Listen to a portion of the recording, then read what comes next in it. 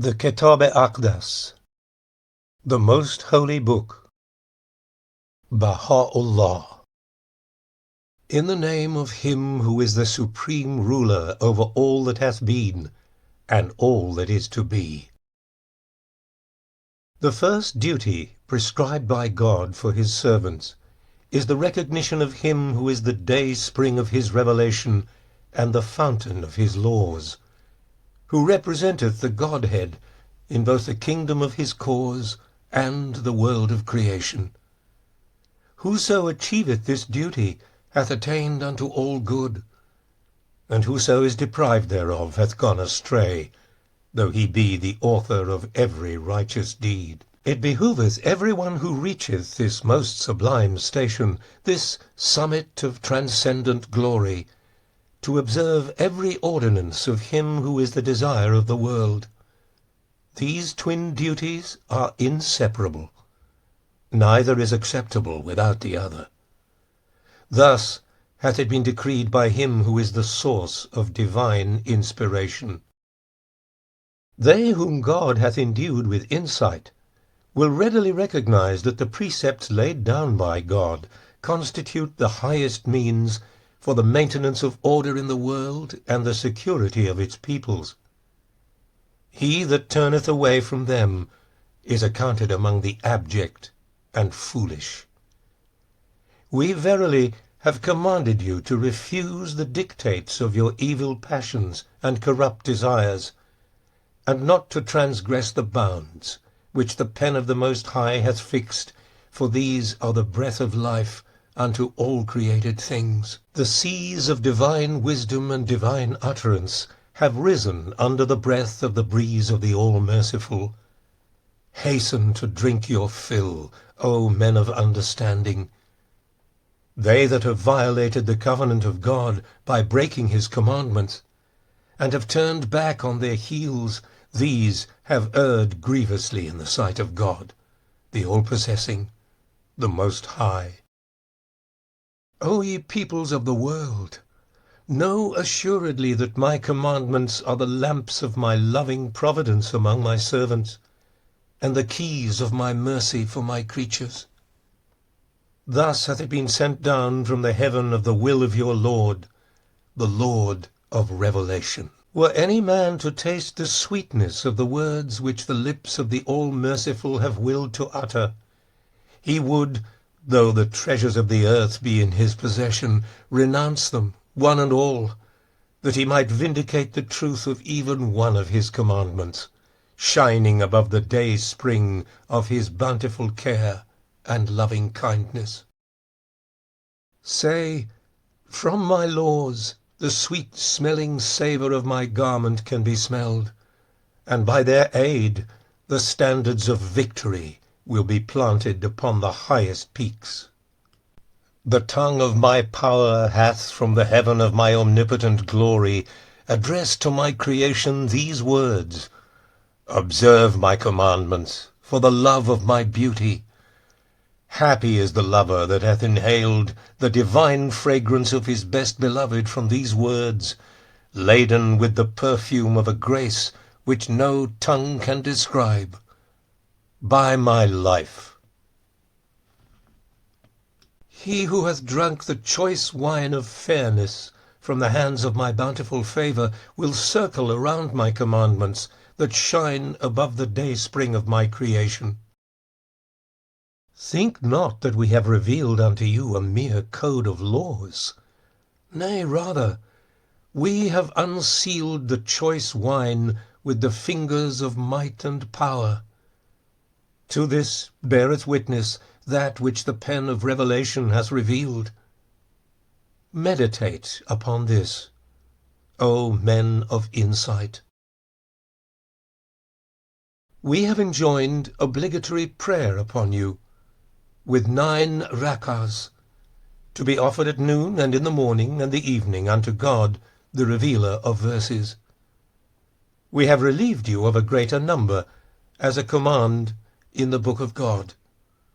He verily is the ordainer, the omnipotent, the unrestrained. When ye desire to perform this prayer, Turn ye towards the court of my most holy presence, this hallowed spot that God hath made the centre round which circle the concourse on high, and which he hath decreed to be the point of adoration for the denizens of the cities of eternity, and the source of command unto all that are in heaven and on earth. And when the sun of truth and utterance shall set, turn your faces towards the spot that we have ordained for you. He verily is the Almighty and Omniscient.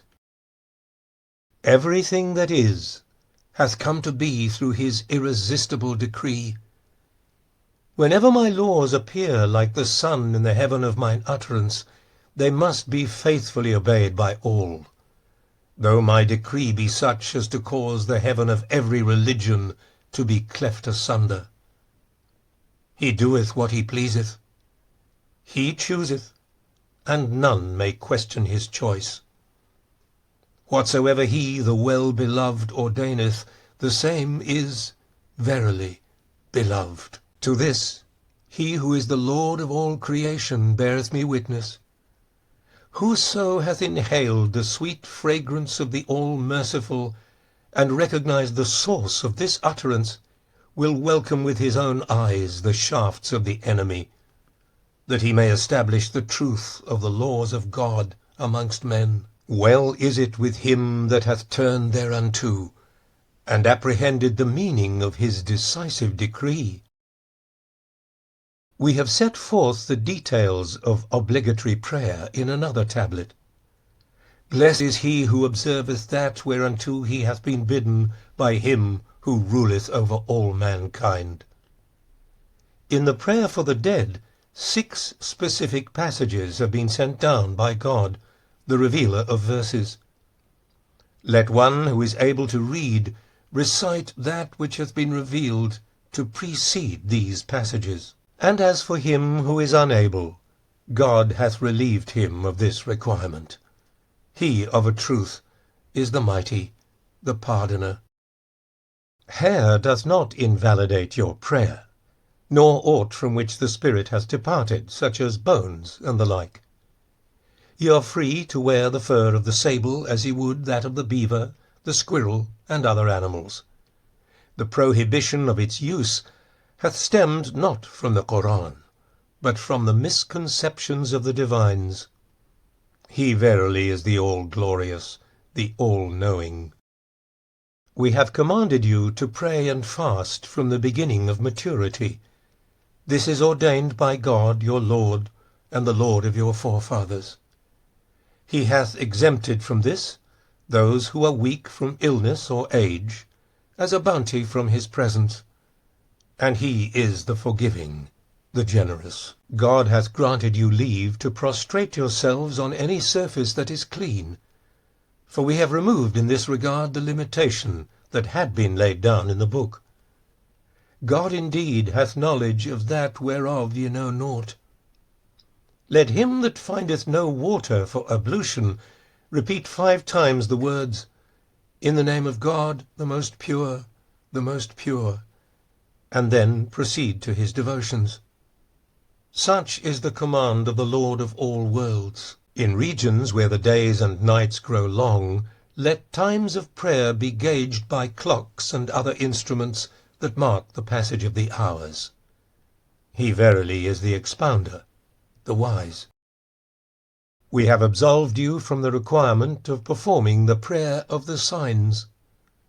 On the appearance of fearful natural events, call ye to mind the might and majesty of your Lord, he who heareth and seeth all, and say, Dominion is God's, the Lord of the seen and the unseen, the Lord of creation. It hath been ordained that obligatory prayer is to be performed by each of you individually. Save in the prayer for the dead, the practice of congregational prayer hath been annulled. He of a truth is the ordainer, the all-wise. God hath exempted women who are in their courses from obligatory prayer and fasting. Let them instead, after performance of their ablutions, give praise unto God repeating 95 times between the noon of one day and the next, "Glorified be God, the Lord of splendour and beauty. Thus hath it been decreed in the book, if ye be of them that comprehend." When travelling, if ye should stop and rest in some safe spot, perform ye, men and women alike, a single prostration in place of each unsaid obligatory prayer, and while prostrating say, "Glorified be God, the Lord of might and majesty, of grace and bounty." Whoso is unable to do this, let him say only, "Glorified be God." This shall assuredly suffice him. He is of a truth the all-sufficing, the ever-abiding, the forgiving, compassionate God. Upon completing your prostrations, seat yourselves, cross-legged men and women alike, and 18 times repeat, "Glorified be God, the Lord of the kingdoms of earth and heaven." Thus doth the Lord make plain the ways of truth and guidance, ways that lead to one way, which is this straight path. Render thanks unto God for this most gracious favour.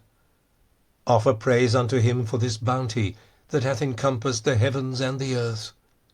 Extol him for this mercy that hath pervaded all creation. Say, God hath made my hidden love the key to the treasure. Would that ye might perceive it. But for the key, the treasure would to all eternity have remained concealed. Would that ye might believe it. Say, this is the source of revelation, the dawning place of splendour, whose brightness hath illumined the horizons of the world. Would that ye might understand. This is verily that fixed decree, through which every irrevocable decree hath been established. O pen of the Most High, say, O people of the world, we have enjoined upon you fasting during a brief period, and at its close have designated for you Nowruz as a feast.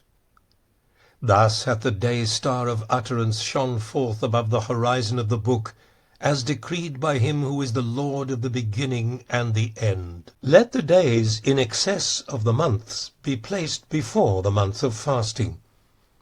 We have ordained that these, amid all nights and days, shall be the manifestations of the letter Ha, and thus they have not been bounded by the limits of the year and its months. It behoveth the people of Baha throughout these days to provide good cheer for themselves, their kindred, and beyond them the poor and needy, and with joy and exultation to hail and glorify their Lord, to sing his praise and magnify his name. And when they end, these days of giving that precede the season of restraint, let them enter upon the fast. Thus hath it been ordained by him who is the Lord of all mankind. The traveller, the ailing, those who are with child or giving suck, are not bound by the fast. They have been exempted by God as a token of his grace. He verily is the Almighty, the most generous. These are the ordinances of God that have been sent down in the books and tablets by his most exalted pen. Hold ye fast unto his statutes and commandments, and be not of those who, following their idle fancies and vain imaginings, have clung to the standards fixed by their own selves, and cast behind their backs the standards laid down by God. Abstain from food and drink from sunrise to sundown, and beware lest desire deprive you of this grace that is appointed in the book.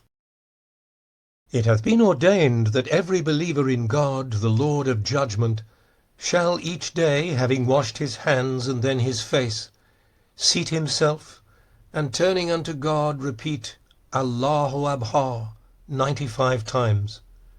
Such was the decree of the Maker of the heavens, when, with majesty and power, he established himself upon the thrones of his names. Perform ye likewise ablutions for the obligatory prayer, This is the command of God, the incomparable, the unrestrained.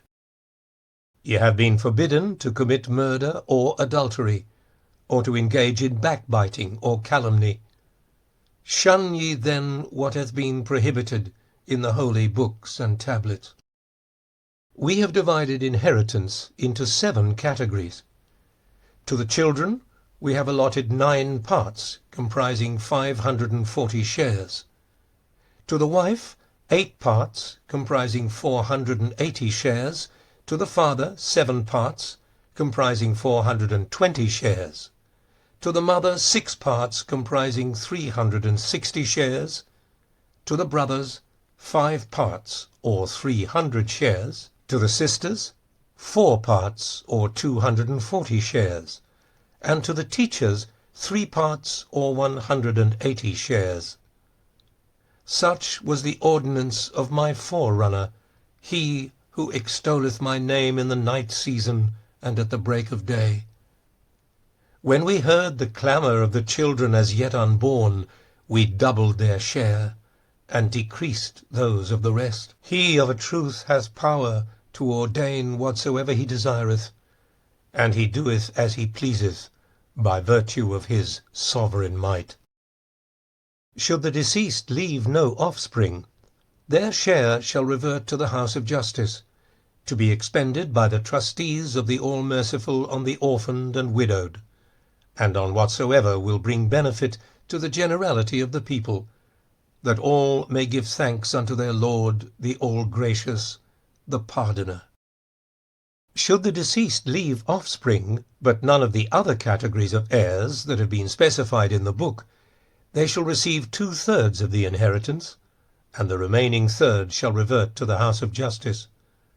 Such is the command which hath been given in majesty and glory by him who is the all-possessing, the Most High. If the deceased should leave none of the specified heirs, but have among his relatives nephews and nieces, whether on his brother's or his sister's side, 2/3 of the inheritance shall pass to them, or lacking these, to his uncles and aunts on both his father's and his mother's side, and after them to their sons and daughters. The remaining third of the inheritance shall, in any case, revert to the seat of justice. Thus hath it been laid down in the book by him who ruleth over all men.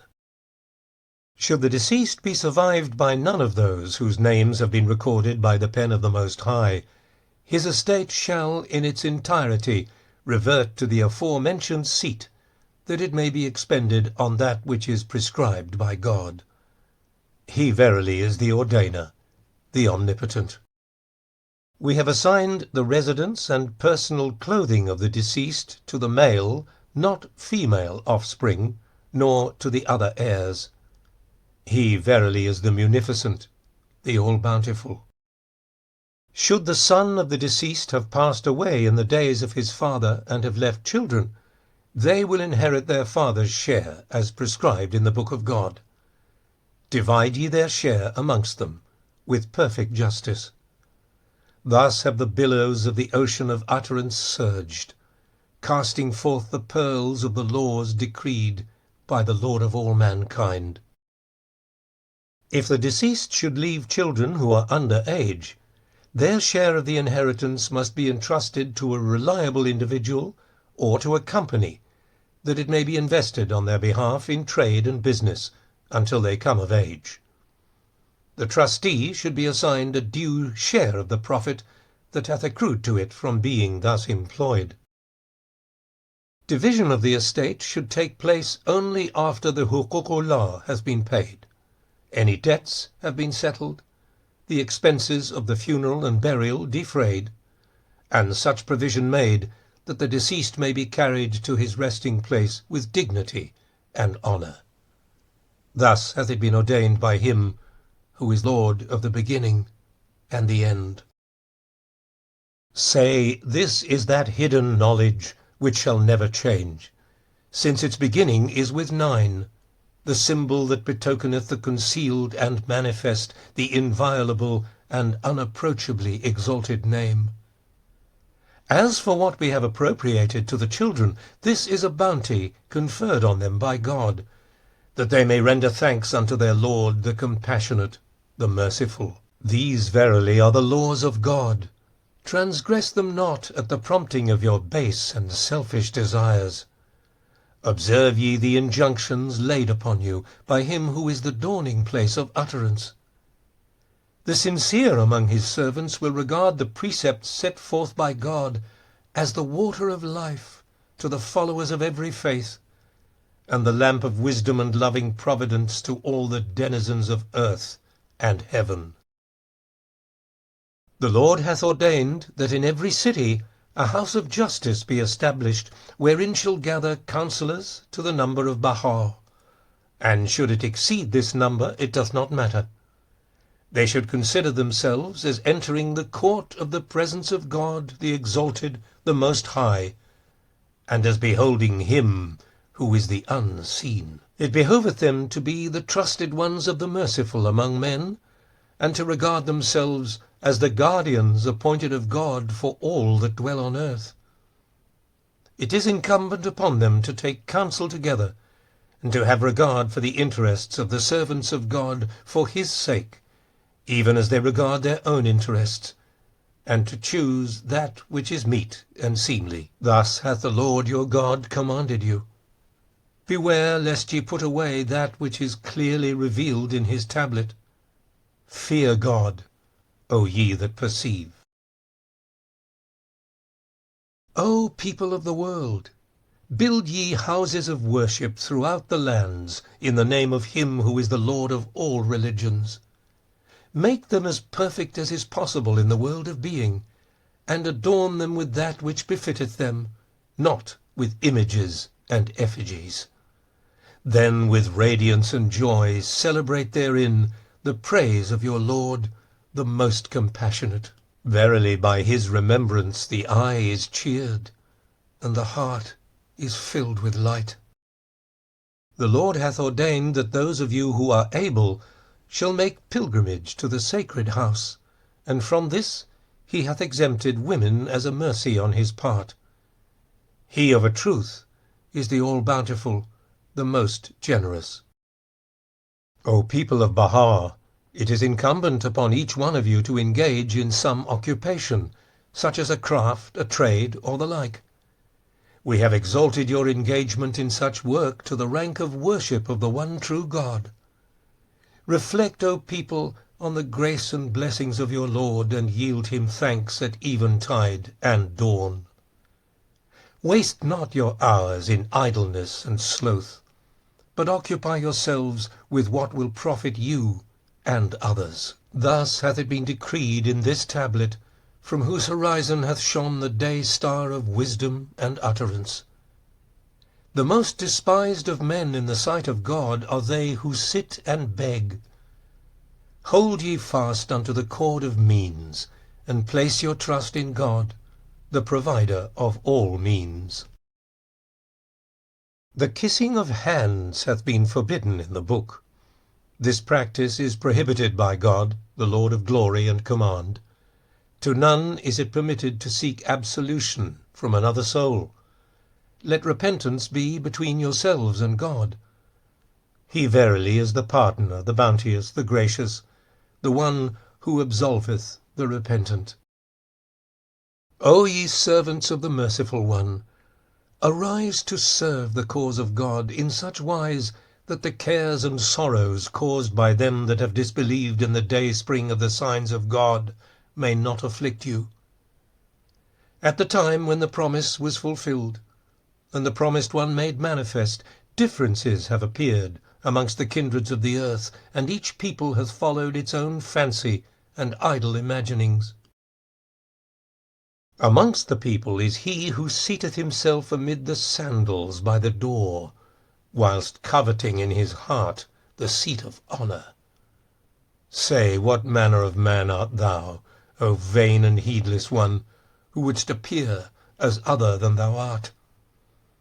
And among the people is he who layeth claim to inner knowledge, and still deeper knowledge concealed within this knowledge. Say, thou speakest false, by God. What thou dost possess is naught but husks, which we have left to thee as bones are left to dogs. By the righteousness of the one true God, were anyone to wash the feet of all mankind, and were he to worship God in the forests, valleys, and mountains, upon high hills and lofty peaks, to leave no rock or tree, no clod of earth, but was a witness to his worship, yet should the fragrance of my good pleasure not be inhaled from him, his works would never be acceptable unto God. Thus hath it been decreed by him who is the Lord of all. How many a man hath secluded himself in the climes of India, denied himself the things that God hath decreed as lawful, imposed upon himself austerities and mortifications, and hath not been remembered by God, the revealer of verses. Make not your deeds as snares wherewith to entrap the object of your aspiration, and deprive not yourselves of this ultimate objective, for which have ever yearned all such as have drawn nigh unto God. Say, the very life of all deeds is my good pleasure, and all things depend upon mine acceptance. Read ye the tablets, that ye may know what hath been purposed in the books of God, the all-glorious, the ever-bounteous. He who attaineth to my love hath title to a throne of gold, to sit thereon in honour over all the world. He who is deprived thereof, though he sit upon the dust, that dust would seek refuge with God, the Lord of all religions. Whoso layeth claim to a revelation direct from God ere the expiration of a full 1,000 years, such a man is assuredly a lying impostor. We pray God that he may graciously assist him to retract and repudiate such claim. Should he repent, God will no doubt forgive him. If, however, he persisteth in his error, God will assuredly send down one who will deal mercilessly with him. Terrible, indeed, is God in punishing. Whosoever interpreteth this verse otherwise than its obvious meaning is deprived of the Spirit of God and of his mercy, which encompasseth all created things. Fear God, and follow not your idle fancies. Nay, rather, follow the bidding of your Lord, the Almighty, the All-Wise. Ere long shall clamorous voices be raised in most lands. Shun them, O my people, and follow not the iniquitous and evil-hearted. This is that of which we gave you forewarning when we were dwelling in Iraq, then later while in the land of mystery, and now from this resplendent spot. Be not dismayed, O peoples of the world, when the day-star of my beauty is set, and the heaven of my tabernacle is concealed from your eyes. Arise to further my cause, and to exalt my word amongst men. We are with you at all times, and shall strengthen you through the power of truth. We are truly almighty. Whoso hath recognized me will arise and serve me with such determination that the powers of earth and heaven shall be unable to defeat his purpose. The peoples of the world are fast asleep. Were they to wake from their slumber, they would hasten with eagerness unto God, the all-knowing, the all-wise. They would cast away everything they possess, be it all the treasures of the earth, that their Lord may remember them to the extent of addressing to them but one word. Such is the instruction given you by him who holdeth the knowledge of things hidden, in a tablet which the eye of creation hath not seen, and which is revealed to none except his own self, the omnipotent protector of all worlds. So bewildered are they in the drunkenness of their evil desires, that they are powerless to recognize the Lord of all being, whose voice calleth aloud from every direction. There is none other God but me, the mighty, the all-wise. Say, rejoice not in the things ye possess. Tonight they are yours. Tomorrow others will possess them. Thus warneth you he who is the all-knowing, the all-informed. Say, can ye claim that which ye own is lasting or secure? Nay, by myself, the all-merciful, ye cannot, if ye be of them who judge fairly. The days of your life flee away as a breath of wind, and all your pomp and glory shall be folded up, as were the pomp and glory of those gone before you. Reflect, O people, what hath become of your bygone days, your lost centuries? Happy the days that have been consecrated to the remembrance of God, and blessed the hours which have been spent in praise of him who is the all-wise. By my life, neither the pomp of the mighty, nor the wealth of the rich, nor even the ascendancy of the ungodly will endure. All will perish at a word from him. He verily is the all-powerful, the all-compelling, the almighty. What advantage is there in the earthly things which men possess? That which shall profit them they have utterly neglected. Ere long they will awake from their slumber, and find themselves unable to obtain that which hath escaped them in the days of their Lord, the Almighty, the All-Praised. Did they but know it, they would renounce their all, that their names may be mentioned before his throne. They verily are accounted among the dead. Amongst the people is he whose learning hath made him proud, and who hath been debarred thereby from recognizing my name, the self-subsisting, who, when he heareth the tread of sandals following behind him, waxeth greater in his own esteem than Nimrod. Say, O rejected one, where now is his abode? By God, it is the nethermost fire.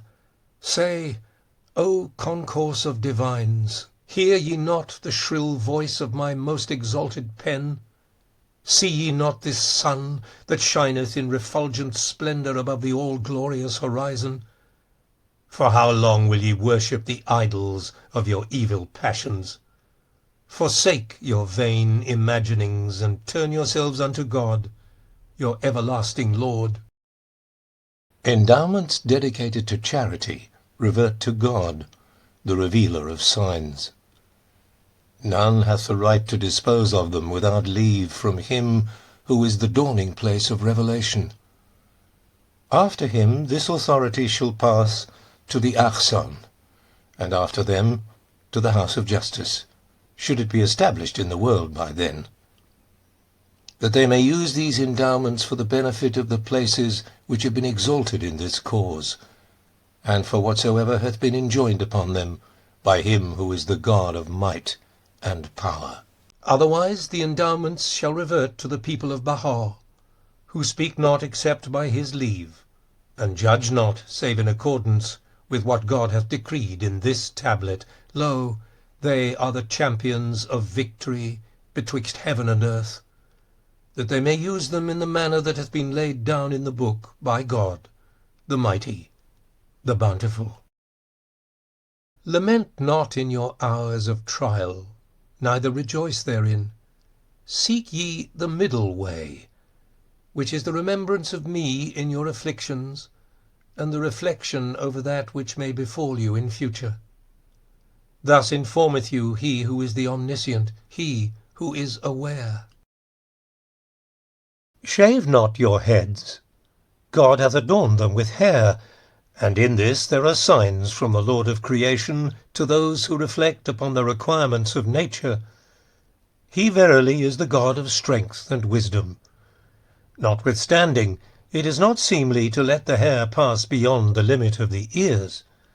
Thus hath it been decreed by him who is the Lord of all worlds. Exile and imprisonment are decreed for the thief. And on the third offence place ye a mark upon his brow, so that thus identified he may not be accepted in the cities of God and his countries. Beware lest through compassion ye neglect to carry out the statutes of the religion of God. Do that which hath been bidden you by him who is compassionate and merciful. We school you with the rod of wisdom and laws. like unto the father who educateth his son, and this for naught but the protection of your own selves, and the elevation of your stations. By my life, were ye to discover what we have desired for you in revealing our holy laws, ye would offer up your very souls for this sacred, this mighty, and most exalted faith. Whoso wisheth to make use of vessels of silver and gold is at liberty to do so. Take heed lest, when partaking of food, ye plunge your hands into the contents of bowls and platters. Adopt ye such usages as are most in keeping with refinement. He verily desireth to see in you the manners of the inmates of paradise in his mighty and most sublime kingdom. Hold ye fast unto refinement under all conditions, that your eyes may be preserved from beholding what is repugnant both to your own selves and to the dwellers of paradise. Should any one depart therefrom, his deed shall at that moment be rendered vain. Yet should he have good reason, God will excuse him.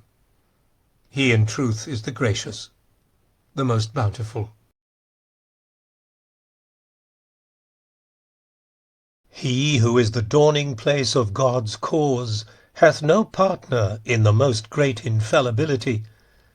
He it is who in the kingdom of creation is the manifestation of He doeth whatsoever he willeth. God hath reserved this distinction unto his own self, and ordained for none a share in so sublime and transcendent a station. This is the decree of God, concealed ere now within the veil of impenetrable mystery. We have disclosed it in this revelation, and have thereby rent asunder the veils of such as have failed to recognize that which the Book of God set forth, and who were numbered with the heedless. Unto every father hath been enjoined the instruction of his son and daughter in the art of reading and writing, and in all that hath been laid down in the holy tablet. He that putteth away that which is commanded unto him, the trustees are then to take from him that which is required for their instruction if he be wealthy, and if not, the matter devolveth upon the house of justice. Verily have we made it a shelter for the poor and needy. He that bringeth up his son or the son of another, it is as though he hath brought up a son of mine. Upon him rest my glory, my loving kindness, my mercy, that have compassed the world.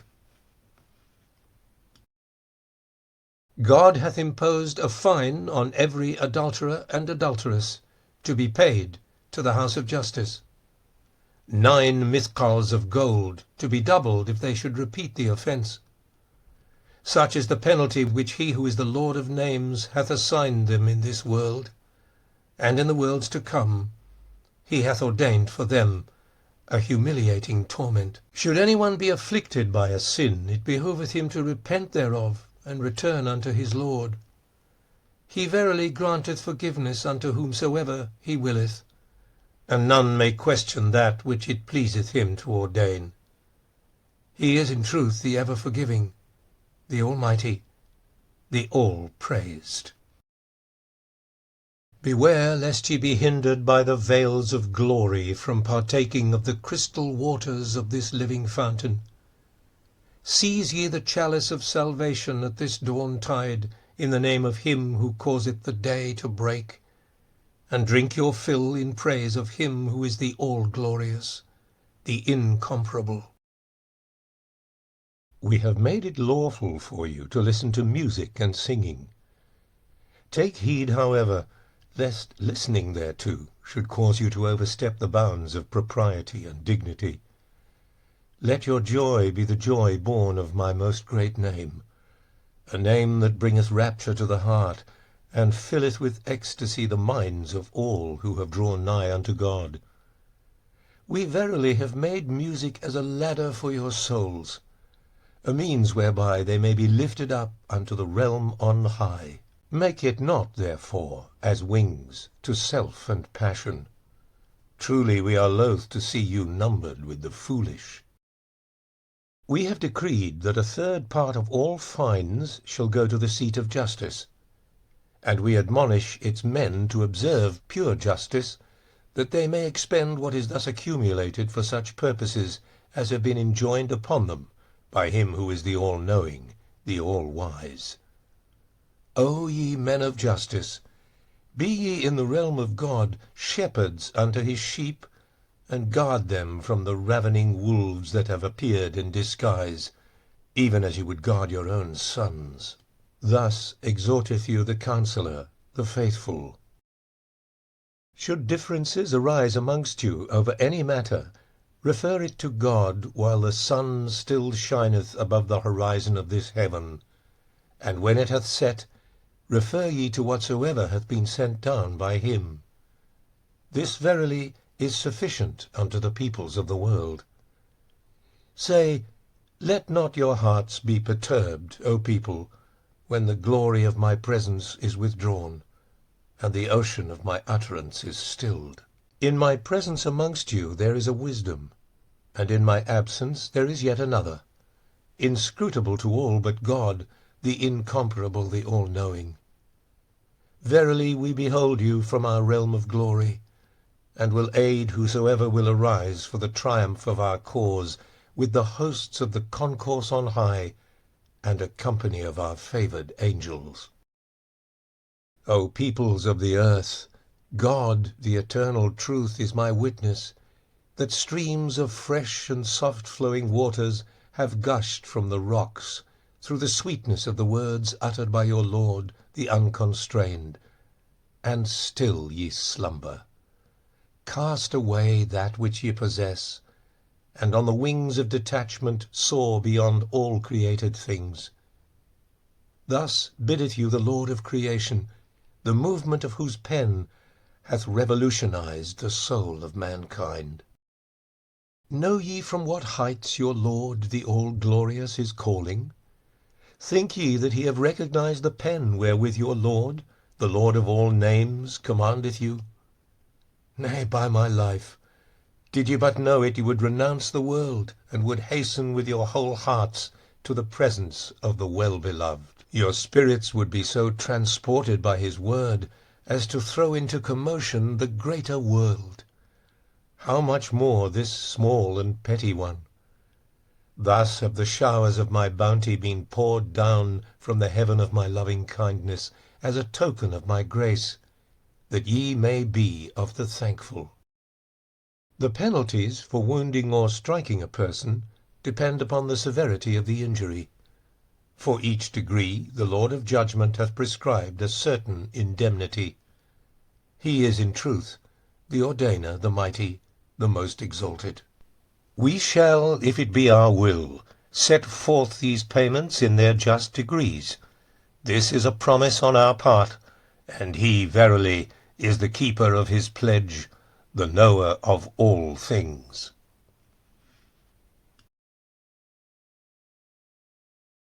Verily it is enjoined upon you to offer a feast once in every month, though only water be served.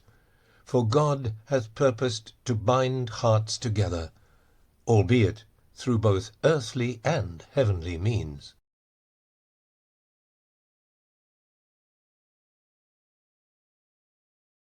Beware lest the desires of the flesh and of a corrupt inclination provoke divisions among you. Be ye as the fingers of one hand, the members of one body. Thus counselleth you the pen of revelation, if ye be of them that believe. Consider the mercy of God and his gifts. He enjoineth upon you that which shall profit you, though he himself can well dispense with all creatures. Your evil doings can never harm us, neither can your good works profit us. We summon you wholly for the sake of God. To this every man of understanding and insight will testify. If ye should hunt with beasts or birds of prey, invoke ye the name of God when ye send them to pursue their quarry.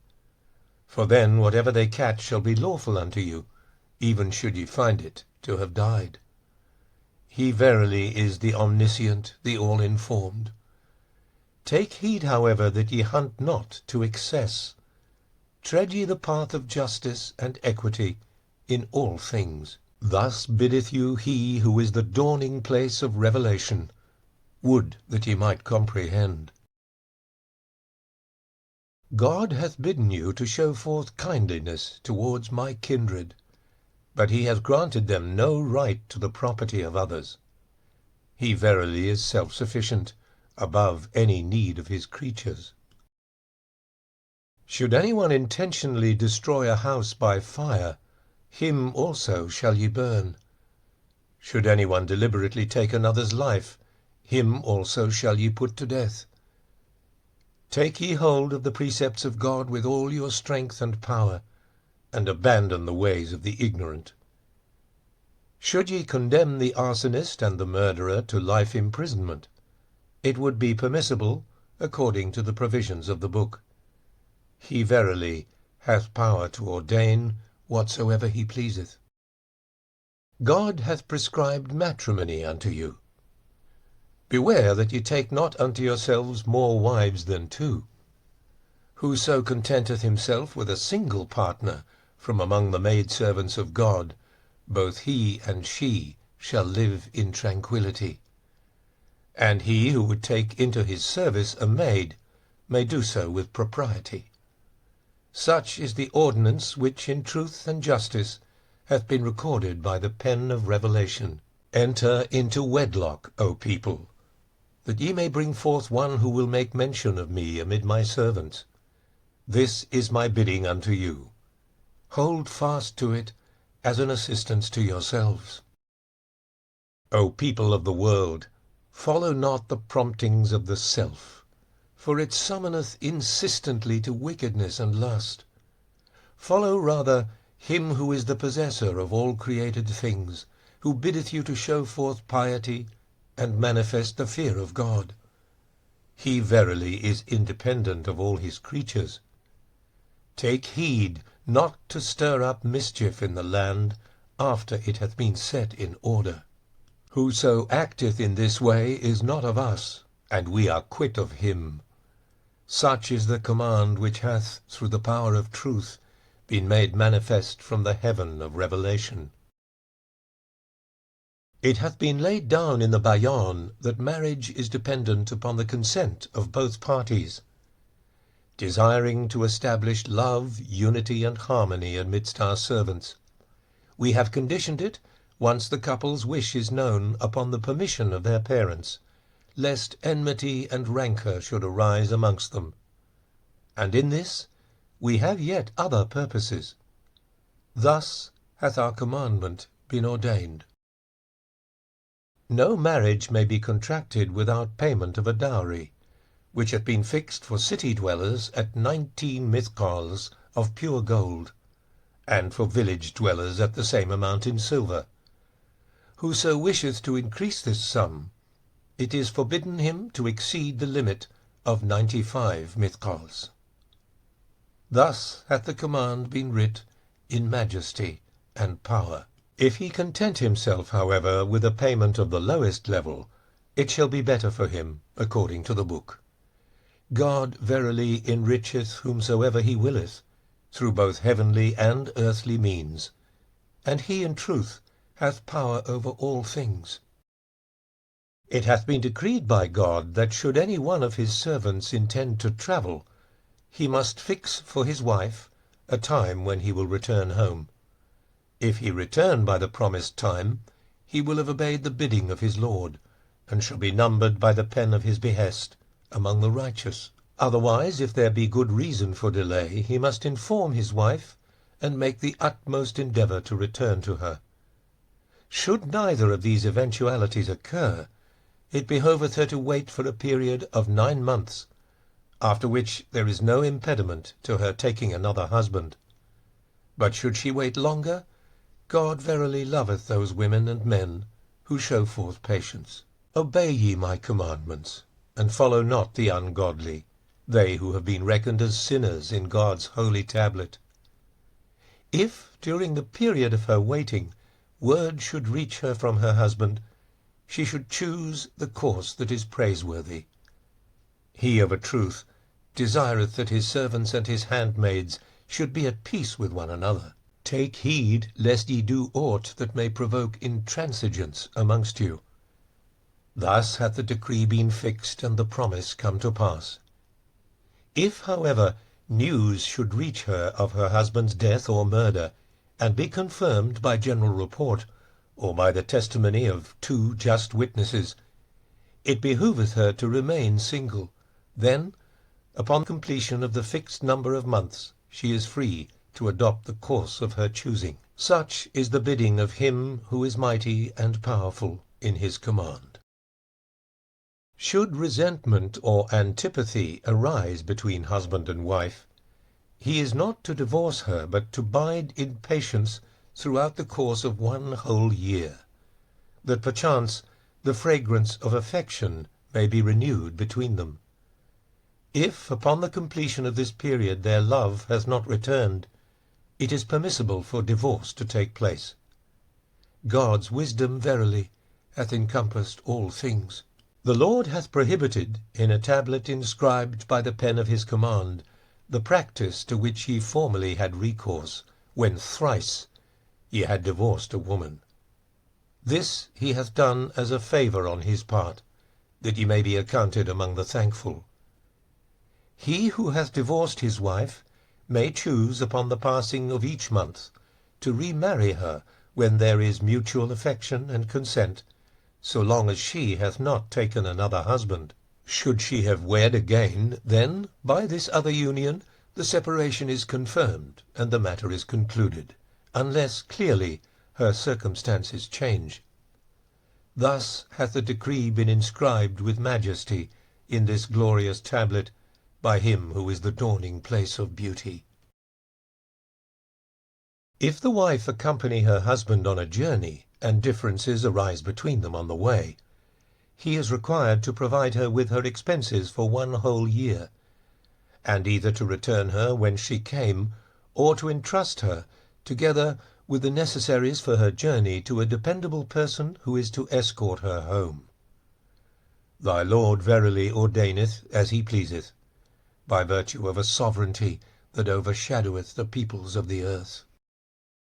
Should a woman be divorced in consequence of a proven act of infidelity, she shall receive no maintenance during her period of waiting. Thus hath the day star of our commandment shone forth resplendent from the firmament of justice. Truly the Lord loveth union and harmony, and abhorreth separation and divorce. Live ye one with another, O people, in radiance and joy.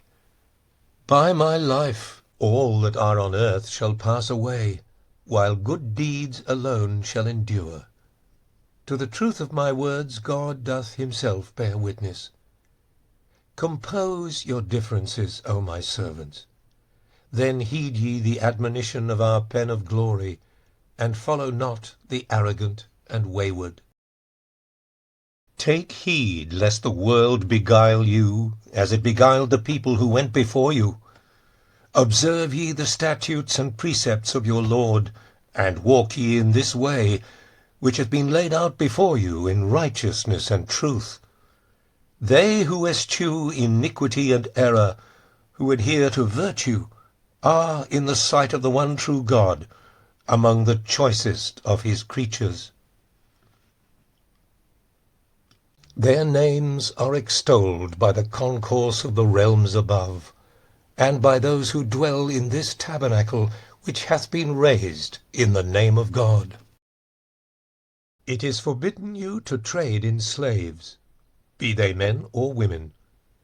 It is not for him who is himself a servant to buy another of God's servants, and this hath been prohibited in his holy tablet. Thus by his mercy hath the commandment been recorded by the pen of justice. Let no man exalt himself above another. All are but bond-slaves before the Lord, and all exemplify the truth that there is none other God but him. He verily is the all-wise, whose wisdom encompasseth all things. Adorn yourselves with the raiment of goodly deeds. He whose deeds attain unto God's good pleasure is assuredly of the people of Baha', and is remembered before his throne. Assist ye the Lord of all creation with works of righteousness, and also through wisdom and utterance. Thus indeed have ye been commanded in most of the tablets by him who is the all-merciful. He truly is cognizant of what I say. Let none contend with another, and let no soul slay another. This verily is that which was forbidden you in a book that hath lain concealed within the tabernacle of glory. What? Would ye kill him whom God hath quickened, whom he hath endowed with spirit through a breath from him? Grievous, then, would be your trespass before his throne. Fear God, and lift not the hand of injustice and oppression to destroy what he hath himself raised up. Nay, walk ye in the way of God, the true one. No sooner did the hosts of true knowledge appear, bearing the standards of divine utterance, than the tribes of the religions were put to flight, save only those who willed to drink from the stream of everlasting life in a paradise created by the breath of the All-Glorious. God hath decreed in token of his mercy unto his creatures that semen is not unclean. Yield thanks unto him with joy and radiance, and follow not such as are remote from the dawning place of his nearness. Arise ye under all conditions to render service to the cause.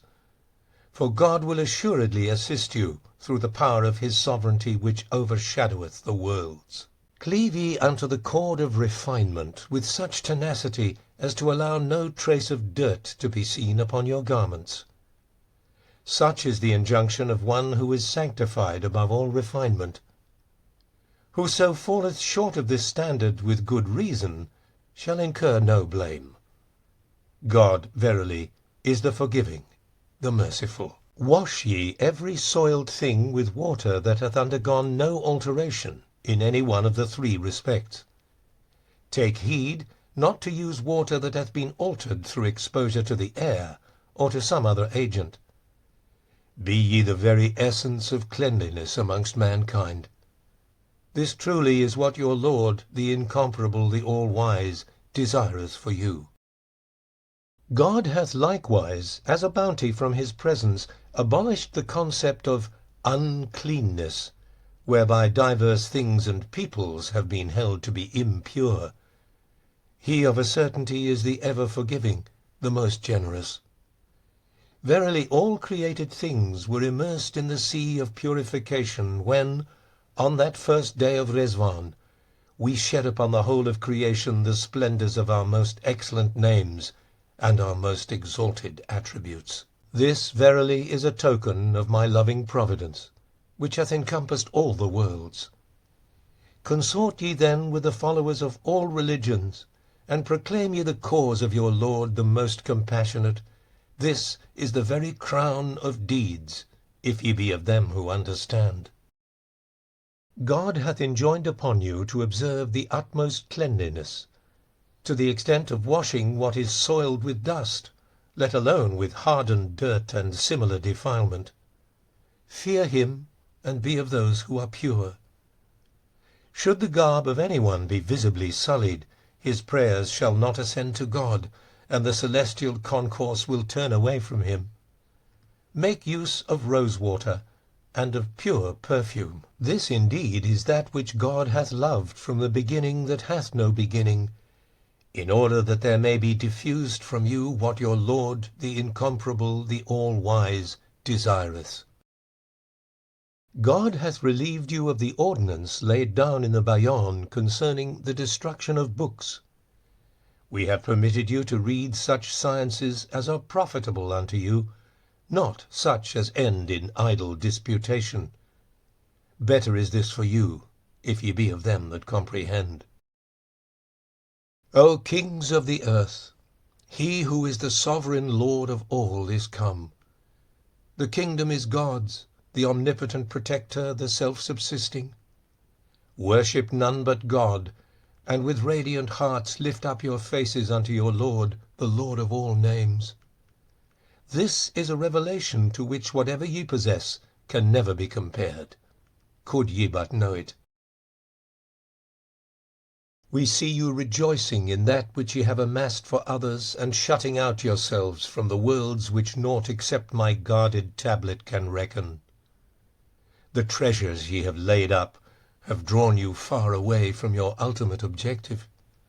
This ill beseemeth you, could ye but understand it. Wash from your hearts all earthly defilements, and hasten to enter the kingdom of your Lord, the Creator of earth and heaven, who caused the world to tremble and all its peoples to wail, except them that have renounced all things and clung to that which the hidden tablet hath ordained.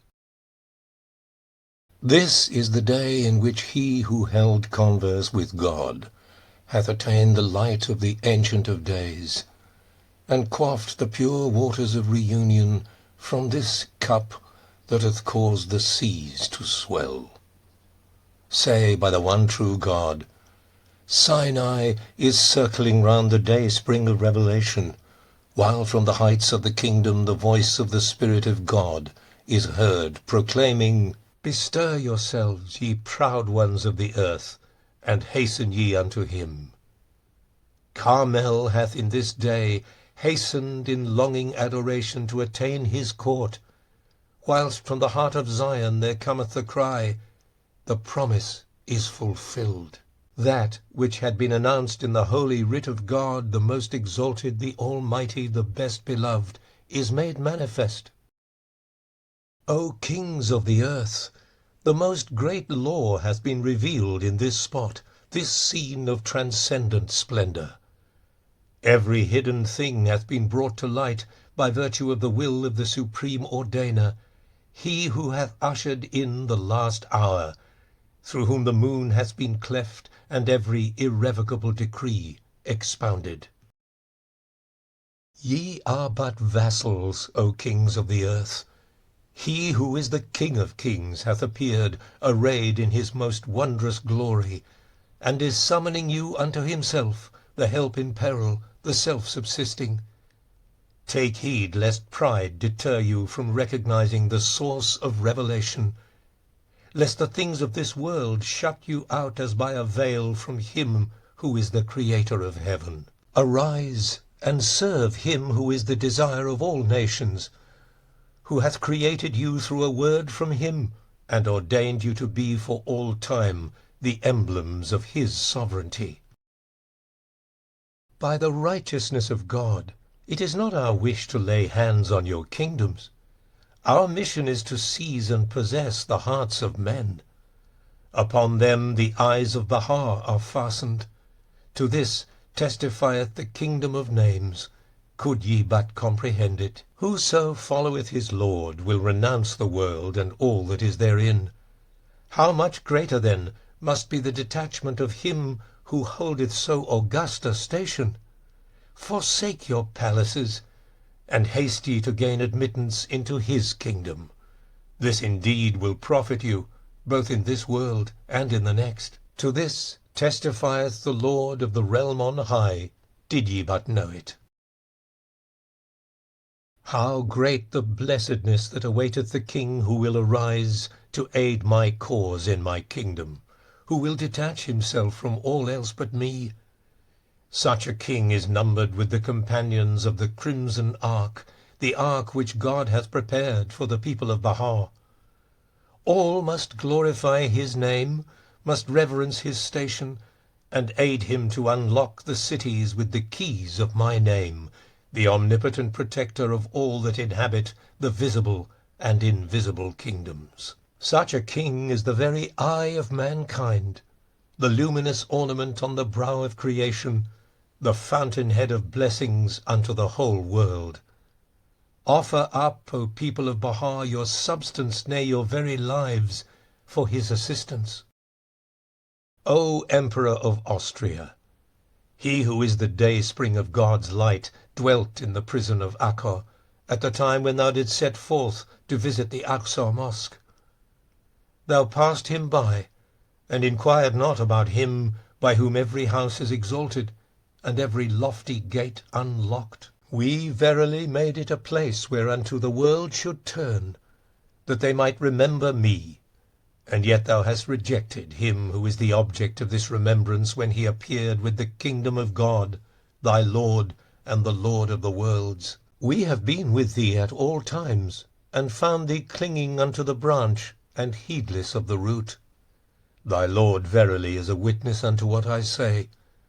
We grieved to see thee circle round our name, whilst unaware of us, though we were before thy face. Open thine eyes, that thou mayest behold this glorious vision, and recognize him whom thou invokes in the daytime and in the night season, and gaze on the light that shineth above this luminous horizon. Say, O King of Berlin, give ear unto the voice calling from this manifest temple, verily there is none other God but me, the everlasting, the peerless, the ancient of days. Take heed, lest pride debar thee from recognizing the day-spring of divine revelation, lest earthly desires shut thee out as by a veil from the Lord of the throne above and of the earth below. Thus counselleth thee the pen of the Most High. He verily is the most gracious, the all-bountiful.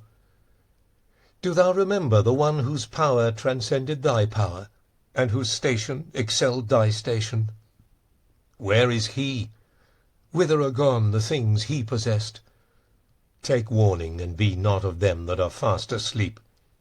He it was who cast the tablet of God behind him when we made known unto him what the hosts of tyranny had caused us to suffer. Wherefore disgrace assailed him from all sides, and he went down to dust in great loss. Think deeply, O King, concerning him, and concerning them who, like unto thee, have conquered cities and ruled over men. The All-Merciful brought them down from their palaces to their graves. Be warned, be of them who reflect. We have asked nothing from you. For the sake of God we verily exhort you, and will be patient, as we have been patient in that which hath befallen us at your hands, O concourse of kings. Hearken ye, O rulers of America, and the presidents of the republics therein, unto that which the dove is warbling on the branch of eternity. There is none other God but me, the ever-abiding, the forgiving, the all-bountiful. Adorn ye the temple of dominion with the ornament of justice and of the fear of God, and its head with the crown of the remembrance of your Lord, the Creator of the heavens. Thus counselleth you he who is the day-spring of names, as bidden by him who is the all-knowing, the all-wise. The promised one hath appeared in this glorified station, whereat all beings both seen and unseen have rejoiced. Take ye advantage of the day of God. Verily to meet him is better for you than all that whereon the sun shineth, could ye but know it. O concourse of rulers, give ear unto that which hath been raised from the day-spring of grandeur. Verily there is none other God but me, the Lord of utterance, the all-knowing. Bind ye the broken with the hands of justice, and crush the oppressor who flourisheth with the rod of the commandments of your Lord, the Ordainer, the all-wise. O people of Constantinople, lo, from your midst we hear the baleful hooting of the owl. Hath the drunkenness of passion laid hold upon you? Or is it that ye are sunk in heedlessness? O spot that art situate on the shores of the two seas! The throne of tyranny hath verily been established upon thee, and the flame of hatred hath been kindled within thy bosom, in such wise that the concourse on high and they who circle around the exalted throne have wailed and lamented. We behold in thee the foolish ruling over the wise, and darkness vaunting itself against the light. Thou art indeed filled with manifest pride. Hath thine outward splendor made thee vainglorious? By him who is the Lord of mankind, it shall soon perish, And thy daughters and thy widows and all the kindreds that dwell within thee shall lament. Thus informeth thee the all-knowing, the all-wise. O banks of the Rhine, we have seen you covered with gore, inasmuch as the swords of retribution were drawn against you, and you shall have another turn. And we hear the lamentations of Berlin, though she be today in conspicuous glory. Let nothing grieve thee, O land of Tar, for God hath chosen thee to be the source of the joy of all mankind. He shall, if it be his will, bless thy throne with one who will rule with justice, who will gather together the flock of God which the wolves have scattered. Such a ruler will, with joy and gladness, turn his face towards and extend his favours unto the people of Baha'. He indeed is accounted in the sight of God as a jewel among men. Upon him rest forever the glory of God and the glory of all that dwell in the kingdom of his revelation. Rejoice with great joy, for God hath made thee the day spring of his light, inasmuch as within thee was born the manifestation of his glory.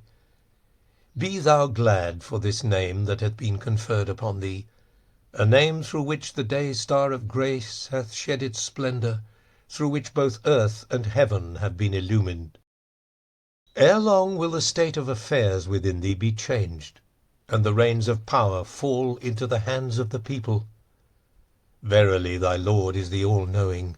His authority embraceth all things. Rest thou assured in the gracious favour of thy Lord. The eye of his loving kindness shall everlastingly be directed towards thee. The day is approaching when thy agitation will have been transmuted into peace and quiet calm. Thus hath it been decreed in the wondrous book. O land of Ha, we hear from thee the voice of heroes, raised in glorification of thy Lord, the all-possessing, the most exalted. Blessed the day on which the banners of the divine names shall be upraised in the king of creation in my name, the all-glorious. On that day the faithful shall rejoice in the victory of God, and the disbelievers shall lament. None must contend with those who wield authority over the people. Leave unto them that which is theirs, and direct your attention to men's hearts. O most mighty ocean, sprinkle upon the nations that with which thou hast been charged by him who is the sovereign of eternity, and adorn the temples of all the dwellers of the earth with the vesture of his laws, through which all hearts will rejoice, and all eyes be brightened. Should anyone acquire 100 mithqals of gold, 19 mithqals thereof are God's, and to be rendered unto him the fashioner of earth and heaven. Take heed, O people, lest ye deprive yourselves of so great a bounty. This we have commanded you, though we are well able to dispense with you and with all who are in the heavens and on earth. In it there are benefits and wisdoms beyond the ken of any one but God, the omniscient, the all-informed. Say, by this means he hath desired to purify what ye possess, and to enable you to draw nigh unto such stations as none can comprehend save those whom God hath willed. He, in truth, is the beneficent, the gracious, the bountiful. O people, deal not faithlessly with the right of God, nor without his leave make free with its disposal. Thus hath his commandment been established in the holy tablets and in this exalted book. He who dealeth faithlessly with God shall in justice meet with faithlessness himself. He, however, who acteth in accordance with God's bidding shall receive a blessing from the heaven of the bounty of his Lord, the gracious, the bestower, the generous, the Ancient of Days.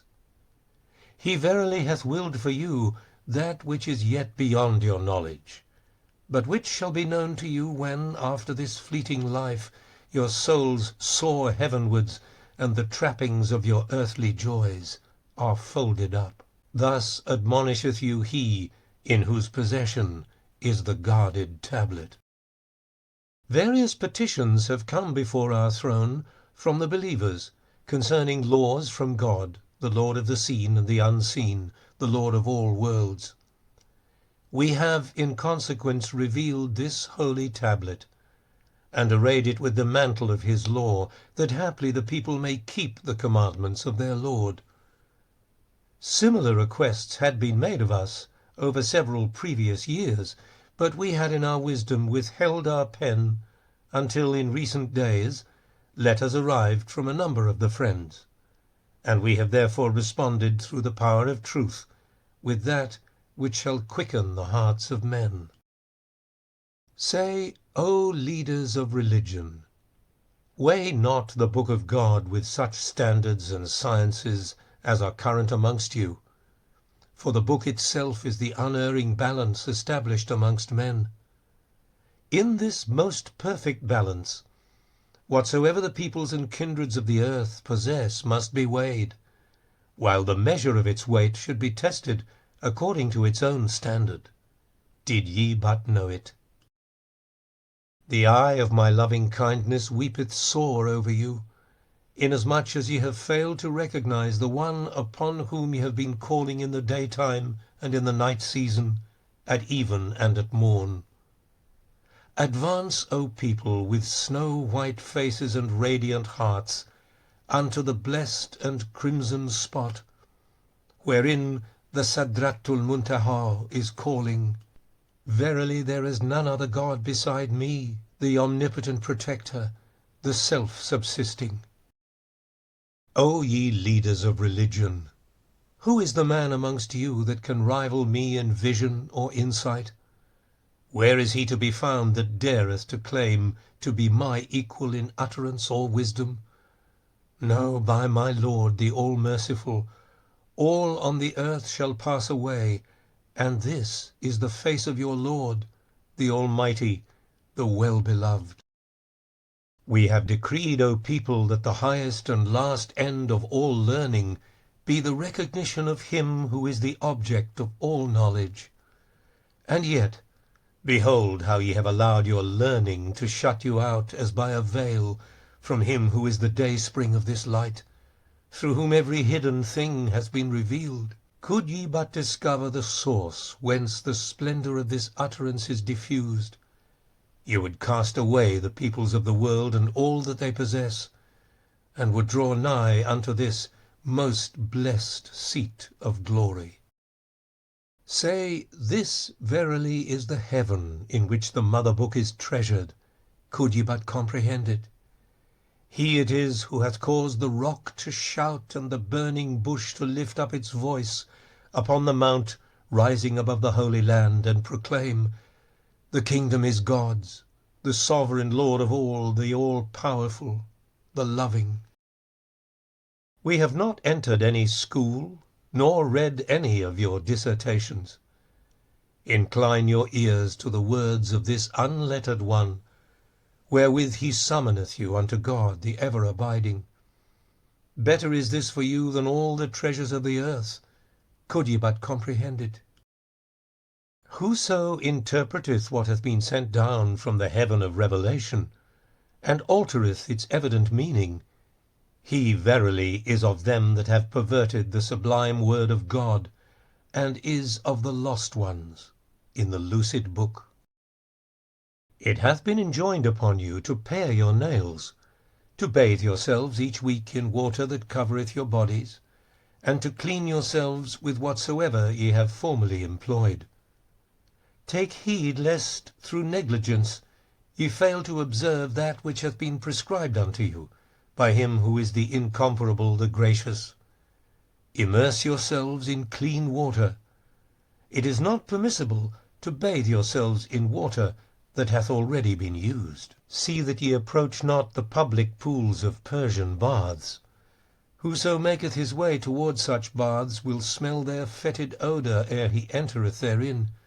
Shun them, O people, and be not of those who ignominiously accept such vileness. In truth, they are as sinks of foulness and contamination, if ye be of them that apprehend. Avoid ye likewise the malodorous pools in the courtyards of Persian homes, and be ye of the pure and sanctified. Truly we desire to behold you as manifestations of paradise on earth, that there may be diffused from you such fragrance as shall rejoice the hearts of the favoured of God. If the bather, instead of entering the water, wash himself by pouring it upon his body, it shall be better for him, and shall absolve him of the need for bodily immersion. The Lord verily hath willed as a bounty from his presence to make life easier for you, that ye may be of those who are truly thankful. It is forbidden you to wed your father's wives. We shrink for very shame from treating of the subject of boys. Fear ye the merciful, O peoples of the world. Commit not that which is forbidden you in our holy tablet, and be not of those who rove distractedly in the wilderness of their desires. To none is it permitted to mutter sacred verses before the public gaze, as he walketh in the street or market-place. Nay, rather, if he wish to magnify the Lord, it behoveth him to do so in such places as have been erected for this purpose, or in his own home. This is more in keeping with sincerity and godliness. Thus hath the sun of our commandment shone forth above the horizon of our utterance. Blessed then be those who do our bidding. Unto every one hath been enjoined the writing of a will.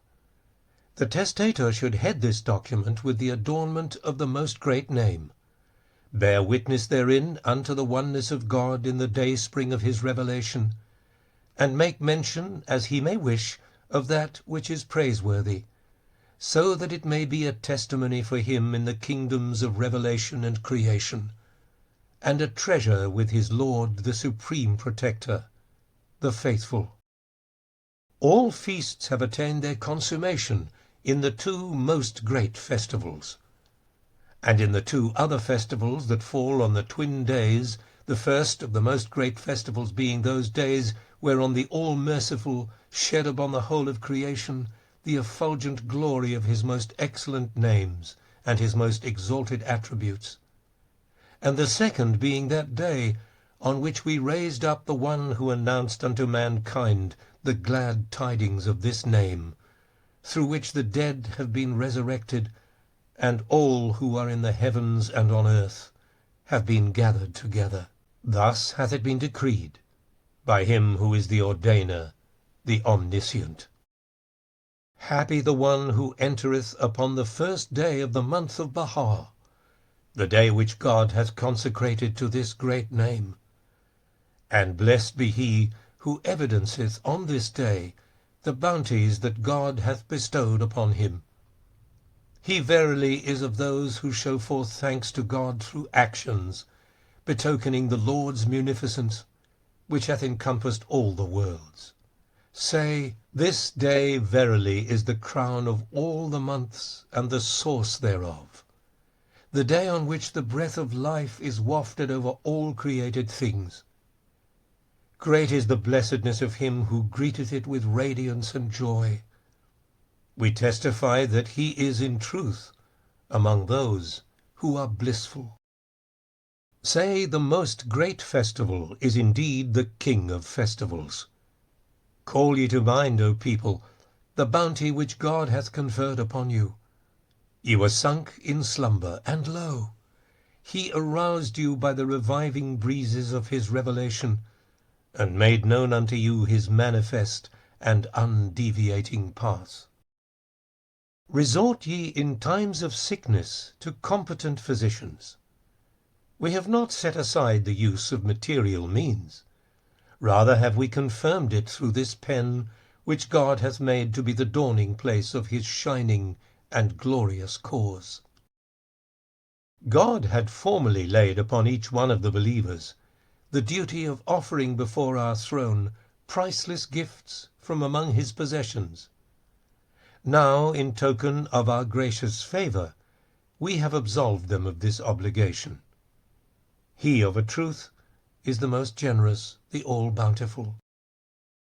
Blessed is he who at the hour of dawn, centering his thoughts on God, occupied with his remembrance, and supplicating his forgiveness, directeth his steps to the Mashriq-ul-Azkar, and entering therein seateth himself in silence to listen to the verses of God, the Sovereign, the Mighty, the All-Praised.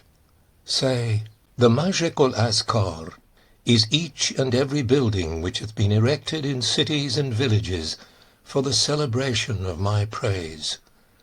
Such is the name by which it hath been designated before the throne of glory. Were ye of those who understand. They who recite the verses of the All-Merciful in the most melodious of tones will perceive in them that with which the sovereignty of earth and heaven can never be compared. From them they will inhale the divine fragrance of my worlds, worlds which today none can discern save those who have been endowed with vision through this sublime, this beauteous revelation. Say, these verses draw hearts that are pure unto those spiritual worlds that can neither be expressed in words nor intimated by allusion. Blessed be those who hearken. Assist ye, O my people, my chosen servants, who have arisen to make mention of me among my creatures, and to exalt my word throughout my realm. These truly are the stars of the heaven of my loving providence, and the lamps of my guidance unto all mankind. But he whose words conflict with that which hath been sent down in my holy tablets is not of me. Beware lest ye follow any impious pretender. These tablets are embellished with the seal of him who causeth the dawn to appear, who lifteth up his voice between the heavens and the earth. Lay hold on this sure handle, and on the cord of my mighty and unassailable cause. The Lord hath granted leave to whosoever desireth it, that he be instructed in the divers tongues of the world, that he may deliver the message of the cause of God throughout the east and throughout the west, that he make mention of him amidst the kindreds and peoples of the world in such wise that hearts may revive, and the mouldering bone be quickened. It is inadmissible that man, who hath been endowed with reason, should consume that which stealeth it away. Nay, rather, it behoveth him to comport himself in a manner worthy of the human station, and not in accordance with the misdeeds of every heedless and wavering soul. Adorn your heads with the garlands of trustworthiness and fidelity, your hearts with the attire of the fear of God, your tongues with absolute truthfulness, your bodies with the vesture of courtesy. These are in truth seemly adornings unto the temple of man, if ye be of them that reflect. Cling, O ye people of Baha, to the cord of servitude unto God, the True One. For thereby your stations shall be made manifest, your names written and preserved, your ranks raised, and your memory exalted in the preserved tablet. Beware lest the dwellers on earth hinder you from this glorious and exalted station. Thus have we exhorted you in most of our epistles, and now in this, our holy tablet, above which hath beamed the day-star of the laws of the Lord your God, the powerful, the all-wise. When the ocean of my presence hath ebbed, and the book of my revelation is ended, turn your faces toward him whom God hath purposed, who hath branched from this ancient root. Consider the pettiness of men's minds. They ask for that which injureth them, and cast away the thing that profiteth them. They are indeed of those that are far astray. We find some men desiring liberty and priding themselves therein. Such men are in the depths of ignorance. Liberty must in the end lead to sedition, whose flames none can quench. Thus warneth you he who is the reckoner, the all-knowing. Know ye that the embodiment of liberty and its symbol is the animal.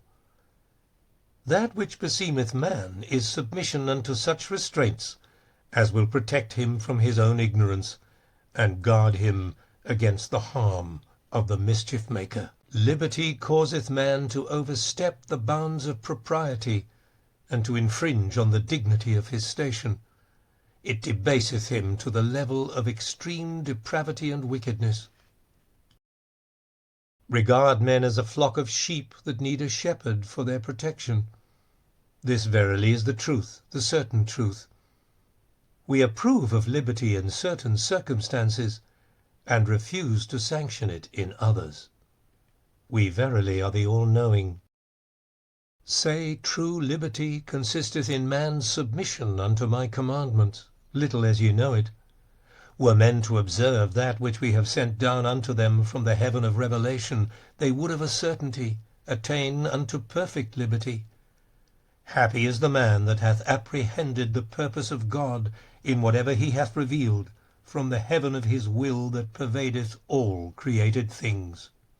Say, the liberty that profiteth you is to be found nowhere except in complete servitude unto God, the eternal truth.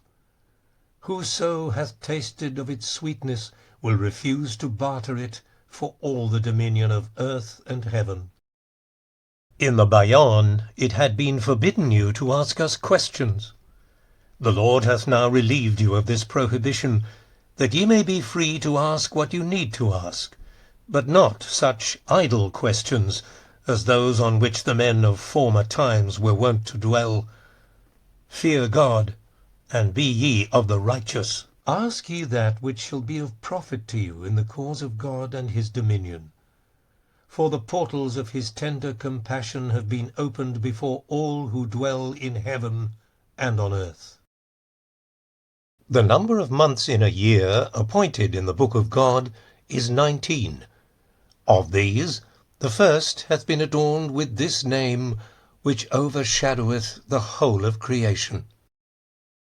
The Lord hath decreed that the dead should be interred in coffins made of crystal, of hard, resistant stone, or of wood that is both fine and durable, and that graven rings should be placed upon their fingers. He verily is the supreme ordainer, the one apprised of all.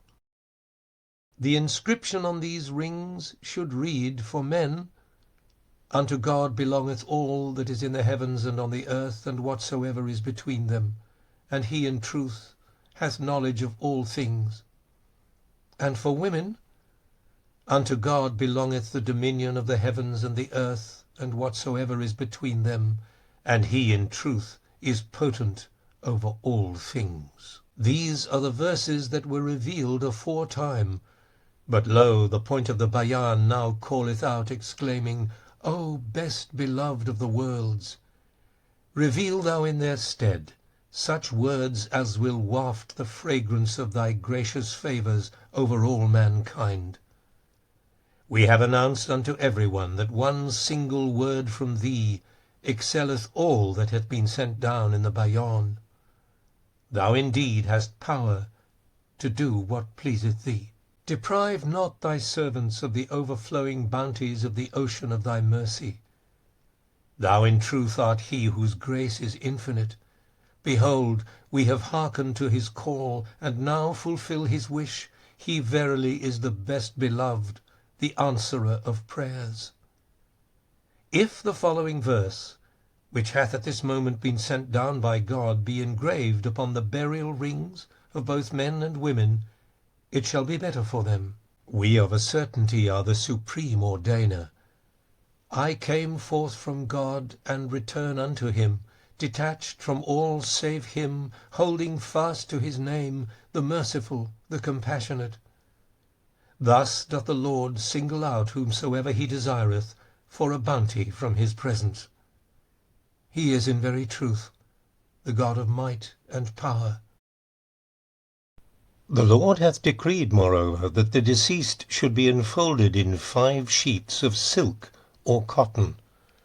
For those whose means are limited, a single sheet of either fabric will suffice.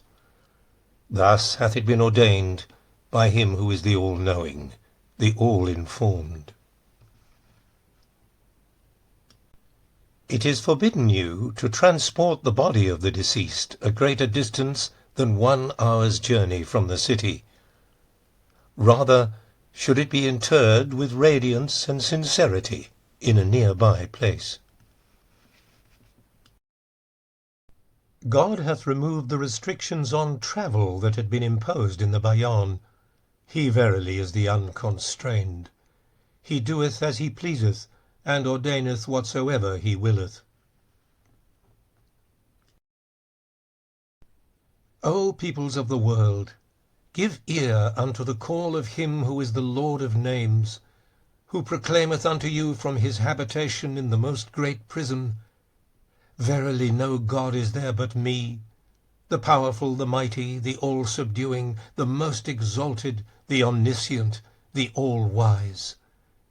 In truth there is no God but him, the omnipotent ruler of the worlds. Were it his will, he would, through but a single word proceeding from his presence, lay hold on all mankind. Beware lest ye hesitate in your acceptance of this cause, a cause before which the concourse on high and the dwellers of the cities of names have bowed down. Fear God, and be not of those who are shut out as by a veil.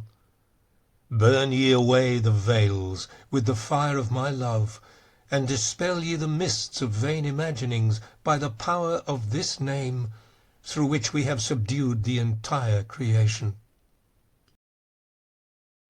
Raise up and exalt the 2 houses in the twin hallowed spots, and the other sites wherein the throne of your Lord the All-Merciful hath been established. Thus commandeth you the Lord of every understanding heart. Be watchful, lest the concerns and preoccupations of this world prevent you from observing that which hath been enjoined upon you by him who is the mighty, the faithful.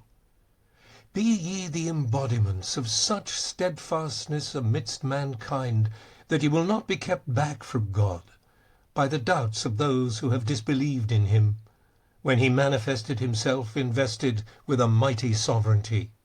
Take heed, lest ye be prevented by aught that hath been recorded in the book, from hearkening unto this the living book, who proclaimeth the truth. Verily there is no God but me, the most excellent, the all-praised. Look ye with the eye of equity upon him who hath descended from the heaven of divine will and power, and be not of those who act unjustly. Call then to mind these words which have streamed forth in tribute to this revelation from the pen of him who was my herald, and consider what the hands of the oppressors have wrought throughout my days. Truly they are numbered with the lost. He said,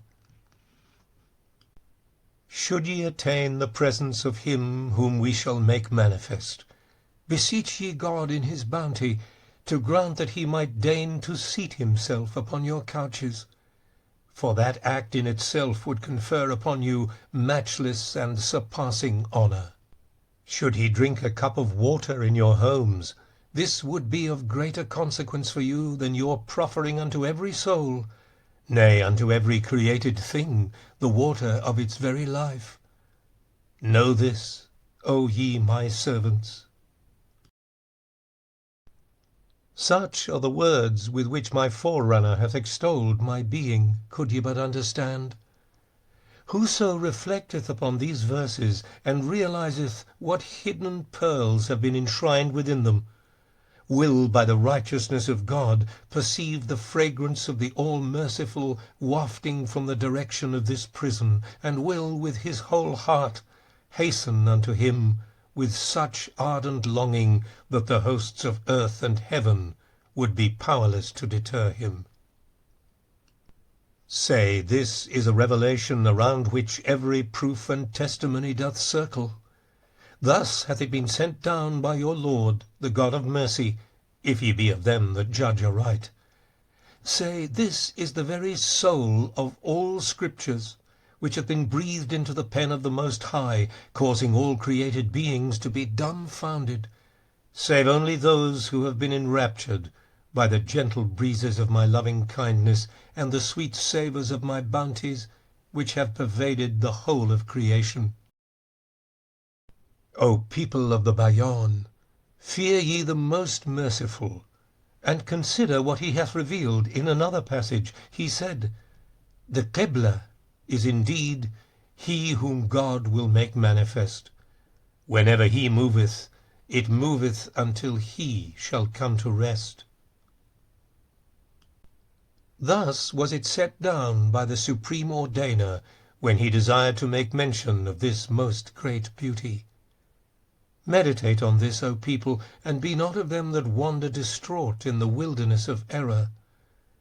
If ye reject him at the bidding of your idle fancies, where then is the Qibla to which ye will turn, O assemblage of the heedless? Ponder ye this verse, and judge equitably before God, that haply ye may glean the pearls of mysteries from the ocean that surgeth in my name, the all-glorious, the Most High. Let none in this day hold fast to aught save that which hath been manifested in this revelation.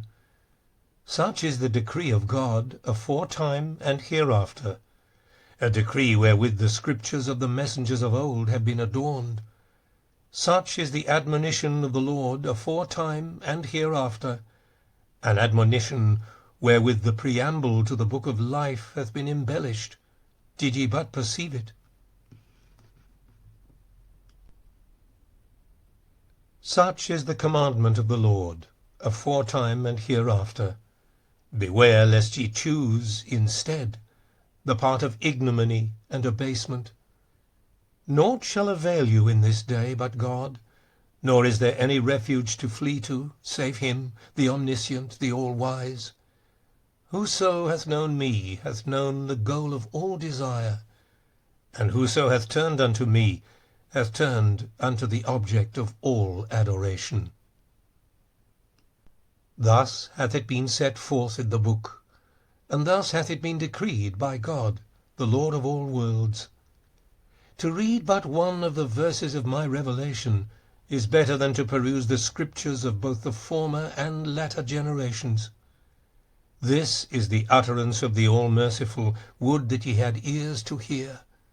Say, this is the essence of knowledge, did ye but understand. And now consider what hath been revealed in yet another passage, that perchance ye may forsake your own concepts, and set your faces towards God, the Lord of being. He hath said, "It is unlawful to enter into marriage, save with a believer in the Bayan." Should only one party to a marriage embrace this cause, his or her possessions will become unlawful to the other, until such time as the latter hath converted. This law, however, will only take effect after the exaltation of the cause of him whom we shall manifest in truth, or of that which hath already been made manifest in justice. Ere this, ye are at liberty to enter into wedlock as ye wish, that haply by this means ye may exalt the cause of God. Thus hath the nightingale sung with sweet melody upon the celestial bough, in praise of its Lord, the All-Merciful. Well is it with them that hearken. O people of the Bayan, I adjure you by your Lord, the God of mercy, to look with the eye of fairness upon this utterance, which hath been sent down through the power of truth, and not to be of those who see the testimony of God, yet reject and deny it. They in truth are of those who will assuredly perish. The point of the Bayan hath explicitly made mention in this verse of the exaltation of my cause before his own cause. Unto this will testify every just and understanding mind. As ye can readily witness in this day, its exaltation is such as none can deny, save those whose eyes are drunken in this mortal life, and whom a humiliating chastisement awaiteth in the life to come. Say by the righteousness of God, I verily am his best beloved. And at this moment he listeneth to these verses descending from the heaven of revelation, and bewaileth the wrongs ye have committed in these days. Fear God, and join not with the aggressor. Say, O people, should ye choose to disbelieve in him, refrain at least from rising up against him. By God, sufficient are the hosts of tyranny that are leagued against him. Verily he revealed certain laws, so that in this dispensation the pen of the Most High might have no need to move in aught but the glorification of his own transcendent station and his most effulgent beauty. Since, however, we have wished to evidence our bounty unto you, we have, through the power of truth, set forth these laws with clarity, and mitigated what we desire you to observe. He verily is the munificent, the generous. He hath previously made known unto you that which would be uttered by this day spring of divine wisdom. He said, and he speaketh the truth, he is the one who will under all conditions proclaim, verily there is none other God besides me, the one, the incomparable, the omniscient, the all-informed. This is a station which God hath assigned exclusively to this sublime, this unique and wondrous revelation. This is a token of his bounteous favour, if ye be of them who comprehend, and a sign of his irresistible decree.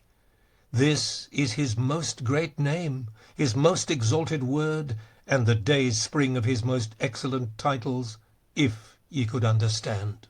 Nay, more, through him every fountainhead, every dawning place of divine guidance is made manifest. Reflect, O people, on that which hath been sent down in truth. Ponder thereon, and be not of the transgressors. Consort with all religions with amity and concord, that they may inhale from you the sweet fragrance of God. Beware lest amidst men the flame of foolish ignorance overpower you. All things proceed from God, and unto him they return. He is the source of all things, and in him all things are ended. Take heed that ye enter no house in the absence of its owner, except with his permission. Comport yourselves with propriety under all conditions, and be not numbered with the wayward. It hath been enjoined upon you to purify your means of sustenance and other such things through payment of zakot. Thus hath it been prescribed in this exalted tablet by him who is the revealer of verses. We shall, if it be God's will and purpose, set forth ere long the measure of its assessment. He verily expoundeth whatsoever he desireth, by virtue of his own knowledge, and he of a truth is omniscient and all-wise. It is unlawful to beg, and it is forbidden to give to him who beggeth. All have been enjoined to earn a living, and as for those who are incapable of doing so, it is incumbent on the deputies of God and on the wealthy to make adequate provision for them. Keep ye the statutes and commandments of God, nay, guard them as ye would your very eyes, and be not of those who suffer grievous loss.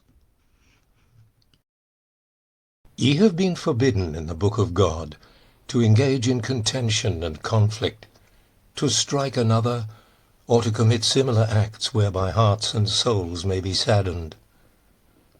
A fine of 19 miscals of gold had formerly been prescribed by him who is the Lord of all mankind for any one who was the cause of sadness to another. In this dispensation, however, he hath absolved you thereof, and exhorteth you to show forth righteousness and piety. Such is the commandment which he hath enjoined upon you in this resplendent tablet. Wish not for others what ye wish not for yourselves. Fear God, and be not of the prideful. Ye are all created out of water, and unto dust shall ye return. Reflect upon the end that awaiteth you, and walk not in the ways of the oppressor. Give ear unto the verses of God, which he who is the sacred lote tree reciteth unto you. They are assuredly the infallible balance, established by God, the Lord of this world and the next.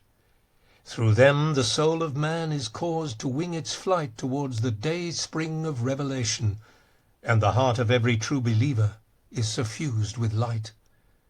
Such are the laws which God hath enjoined upon you, such his commandments prescribed unto you in his holy tablet. Obey them with joy and gladness, for this is best for you, did ye but know. Recite ye the verses of God every morn and eventide. Whoso faileth to recite them hath not been faithful to the covenant of God and his testament. And whoso turneth away from these holy verses in this day is of those who throughout eternity have turned away from God. Fear ye God, O my servants, one and all. Pride not yourselves on much reading of the verses, or on a multitude of pious acts by night and day. For were a man to read a single verse with joy and radiance, it would be better for him than to read with lassitude all the holy books of God, the help in peril, the self-subsisting. Read ye the sacred verses in such measure that ye be not overcome by languor or despondency. Lay not upon your souls that which will weary them and weigh them down, but rather what will lighten and uplift them, so that they may soar on the wings of the divine verses towards the dawning place of his manifest signs. This will draw you nearer to God, did ye but comprehend. Teach your children the verses revealed from the heaven of majesty and power, so that in most melodious tones they may recite the tablets of the All-Merciful in the alcoves within the Mashrikul Azkars.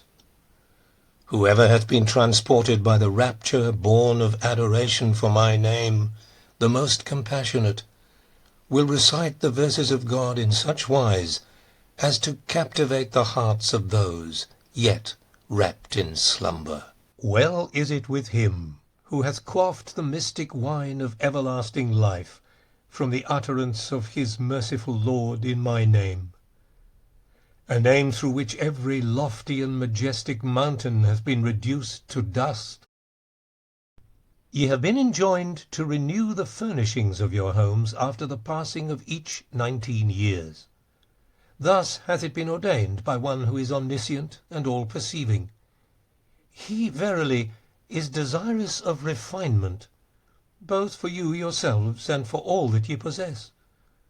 Lay not aside the fear of God, and be not of the negligent. Whoso findeth that his means are insufficient to this purpose hath been excused by God, the ever-forgiving, the most bounteous. Wash your feet once every day in summer, and once every 3 days during winter. Should anyone wax angry with you, respond to him with gentleness. And should anyone upbraid you, forbear to upbraid him in return. But leave him to himself, and put your trust in God, the omnipotent avenger, the Lord of might and justice. Ye have been prohibited from making use of pulpits. Whoso wisheth to recite unto you the verses of his Lord, let him sit on a chair placed upon a dais, that he may make mention of God his Lord, and the Lord of all mankind. It is pleasing to God that ye should seat yourselves on chairs and benches, as a mark of honour for the love ye bear for him, and for the manifestation of his glorious and resplendent cause. Gambling and the use of opium have been forbidden unto you. Eschew them both, O people, and be not of those who transgress. Beware of using any substance that induceth sluggishness and torpor in the human temple, and inflicteth harm upon the body. We verily desire for you naught save what shall profit you, and to this bear witness all created things, had ye but ears to hear. Whensoever ye be invited to a banquet or festive occasion, respond with joy and gladness, and whoever fulfilleth his promise will be safe from reproof. This is a day on which each of God's wise decrees hath been expounded. Behold, the mystery of the great reversal in the sign of the sovereign hath now been made manifest. Well is it with him whom God hath aided to recognize the six, raised up by virtue of this upright Aleph. He verily is of those whose faith is true. How many the outwardly pious who have turned away, and how many the wayward who have drawn nigh, exclaiming, All praise be to thee, O thou the desire of the worlds. In truth it is in the hand of God to give what he willeth to whomsoever he willeth, and to withhold what he pleaseth from whomsoever he may wish. He knoweth the inner secrets of the hearts, and the meaning hidden in a mocker's wink. How many an embodiment of heedlessness who came unto us with purity of heart have we established upon the seat of our acceptance, and how many an exponent of wisdom have we in all justice consigned to the fire. We are in truth the one to judge. He it is who is the manifestation of God doeth whatsoever he pleaseth, and abideth upon the throne of He ordaineth whatsoever he chooseth. Blessed is the one who discovereth the fragrance of inner meanings from the traces of this pen, through whose movement the breezes of God are wafted over the entire creation, and through whose stillness the very essence of tranquillity appeareth in the realm of being. Glorified be the All-Merciful, the revealer of so inestimable a bounty. Say, because he bore injustice, justice hath appeared on earth, and because he accepted abasement, the majesty of God hath shone forth amidst mankind. It hath been forbidden you to carry arms unless essential, and permitted you to attire yourselves in silk. The Lord hath relieved you as a bounty on his part of the restrictions that formerly applied to clothing and to the trim of the beard. He verily is the ordainer, the omniscient. Let there be naught in your demeanour of which sound and upright minds would disapprove, and make not of yourselves the playthings of the ignorant. Well is it with him who hath adorned himself with the vesture of seemly conduct and a praiseworthy character. He is assuredly reckoned with those who aid their Lord through distinctive and outstanding deeds. Promote ye the development of the cities of God and his countries, and glorify him therein in the joyous accents of his well-favoured ones. In truth, the hearts of men are edified through the power of the tongue, even as houses and cities are built up by the hand and other means. We have assigned to every end a means for its accomplishment. Avail yourselves thereof, and place your trust and confidence in God, the Omniscient, the All-Wise. Blessed is the man that hath acknowledged his belief in God and in his signs, and recognized that he shall not be asked of his doings. Such a recognition hath been made by God the ornament of every belief, and its very foundation. Upon it must depend the acceptance of every goodly deed.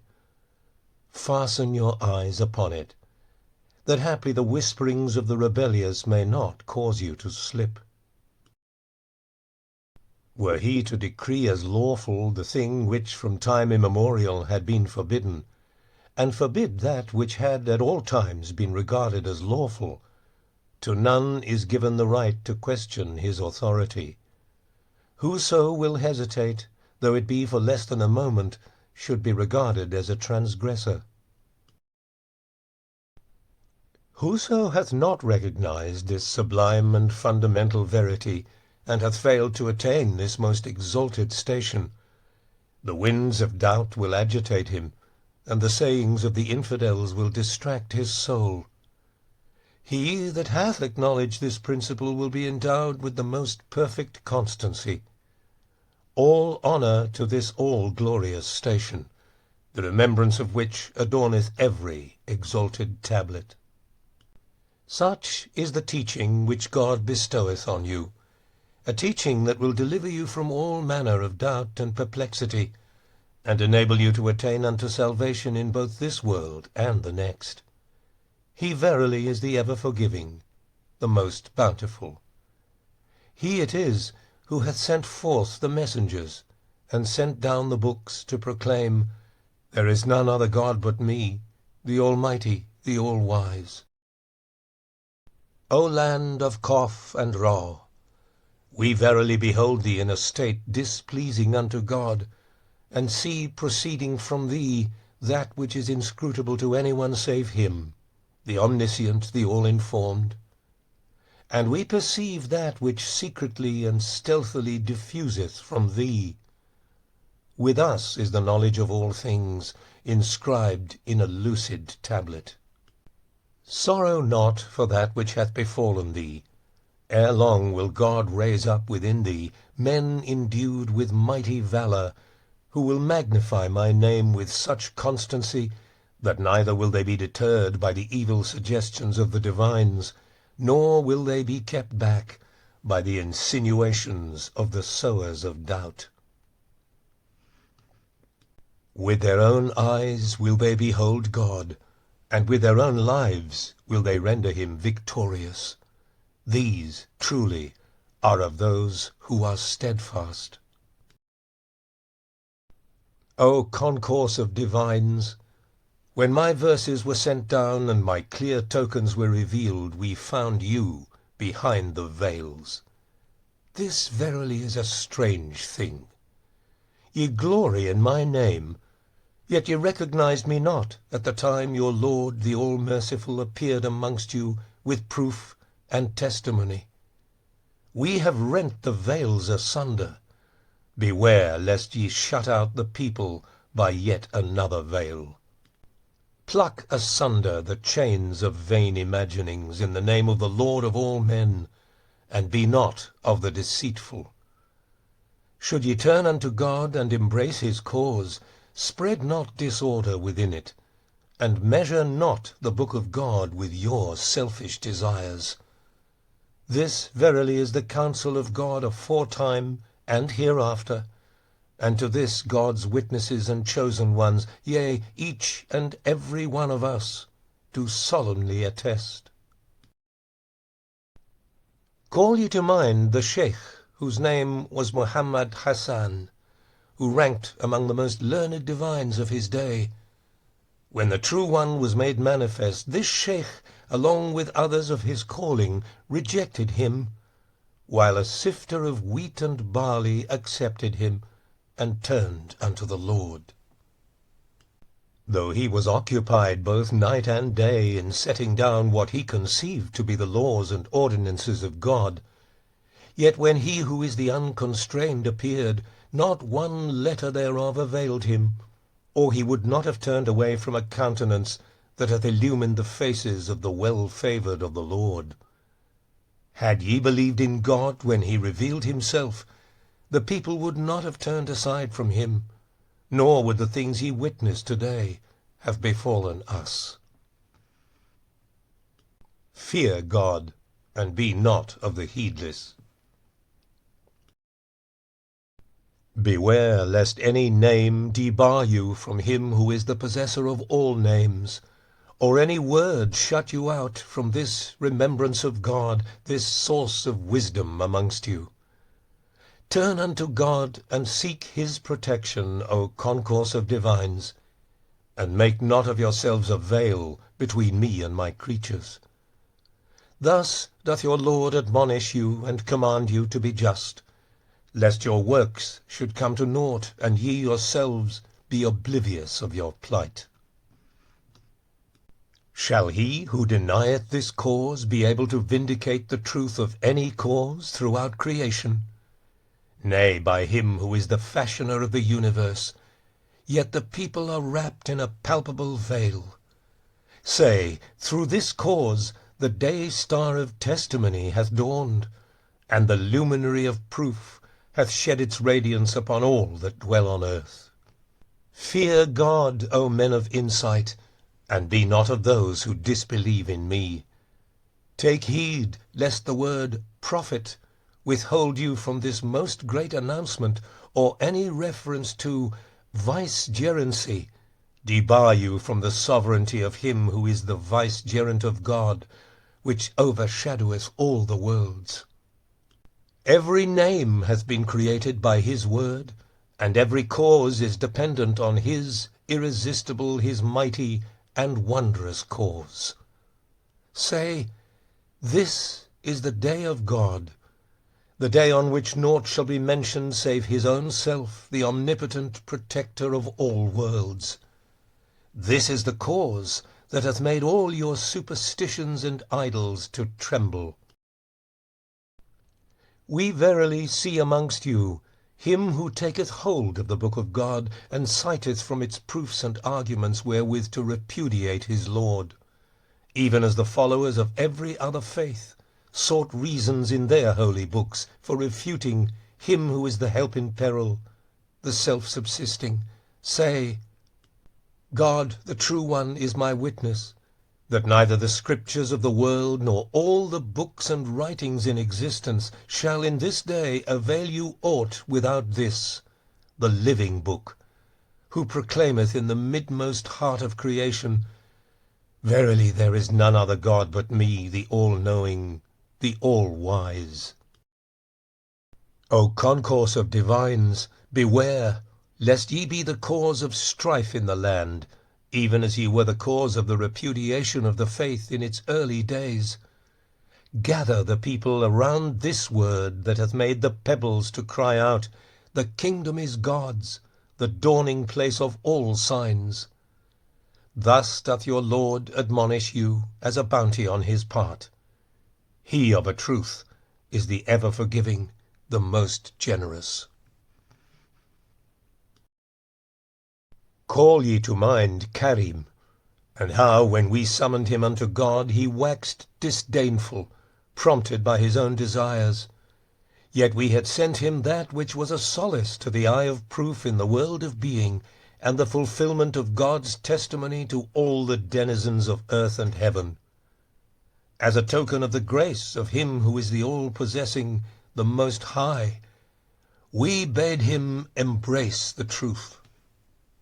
But he turned away, until, as an act of justice from God, angels of wrath laid hold upon him. Unto this we truly were a witness. Tear the veils asunder in such wise that the inmates of the kingdom will hear them being rent. This is the command of God in days gone by, and for those to come. Blessed the man that observeth that whereunto he was bidden, and woe betide the negligent.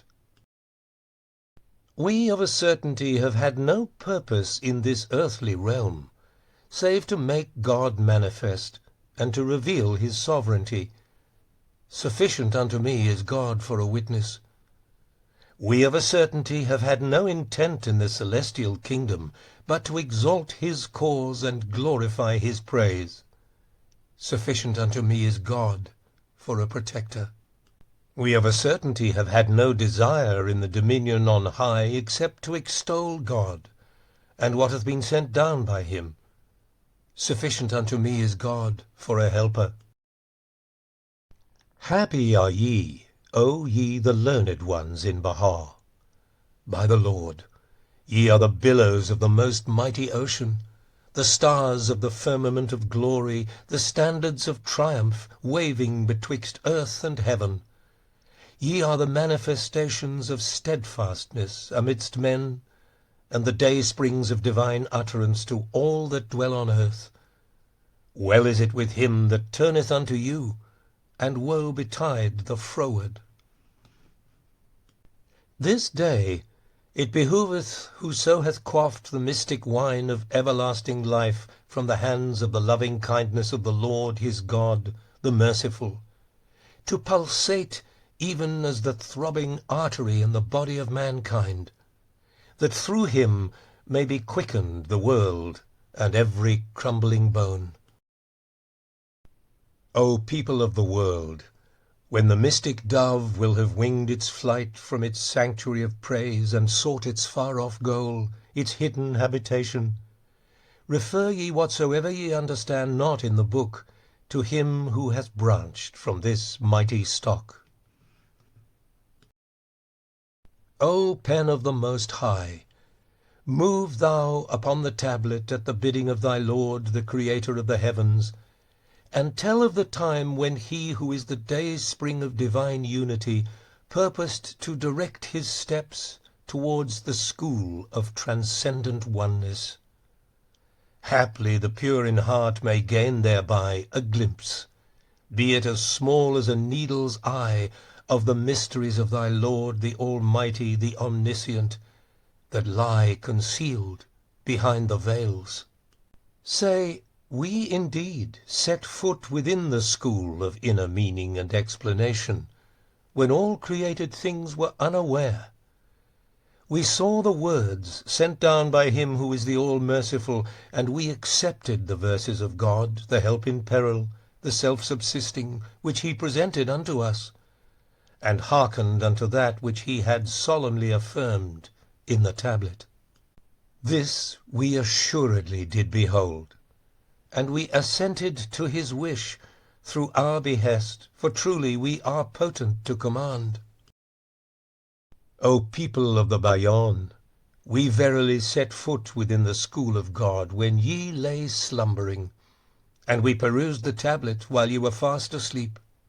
By the one true God, we read the tablet ere it was revealed, while ye were unaware, and we had perfect knowledge of the book when ye were yet unborn. These words are to your measure, not to God's. To this testifieth that which is enshrined within his knowledge, if ye be of them that comprehend. And to this the tongue of the Almighty doth bear witness, if ye be of those who understand. I swear by God, were we to lift the veil, ye would be dumbfounded. Take heed that ye dispute not idly concerning the Almighty and his cause. For lo, he hath appeared amongst you invested with a revelation so great as to encompass all things, whether of the past or of the future. Were we to address our theme by speaking in the language of the inmates of the kingdom, we would say, in truth, God created that school ere he created heaven and earth, and we entered it before the letters B and E were joined and knit together. Such is the language of our servants in our kingdom. Consider what the tongue of the dwellers of our exalted dominion would utter, for we have taught them our knowledge, and have revealed to them whatever had lain hidden in God's wisdom. Imagine, then, what the tongue of might and grandeur would utter in his all-glorious abode. This is not a cause which may be made a plaything for your idle fancies, nor is it a field for the foolish and faint of heart. By God, this is the arena of insight and detachment, of vision and upliftment, where none may spur on their chargers save the valiant horsemen of the merciful, who have severed all attachment to the world of being. These truly are they that render God victorious on earth, and are the dawning places of his sovereign might amidst mankind. Beware lest aught that hath been revealed in the Bayan should keep you from your Lord, the most compassionate.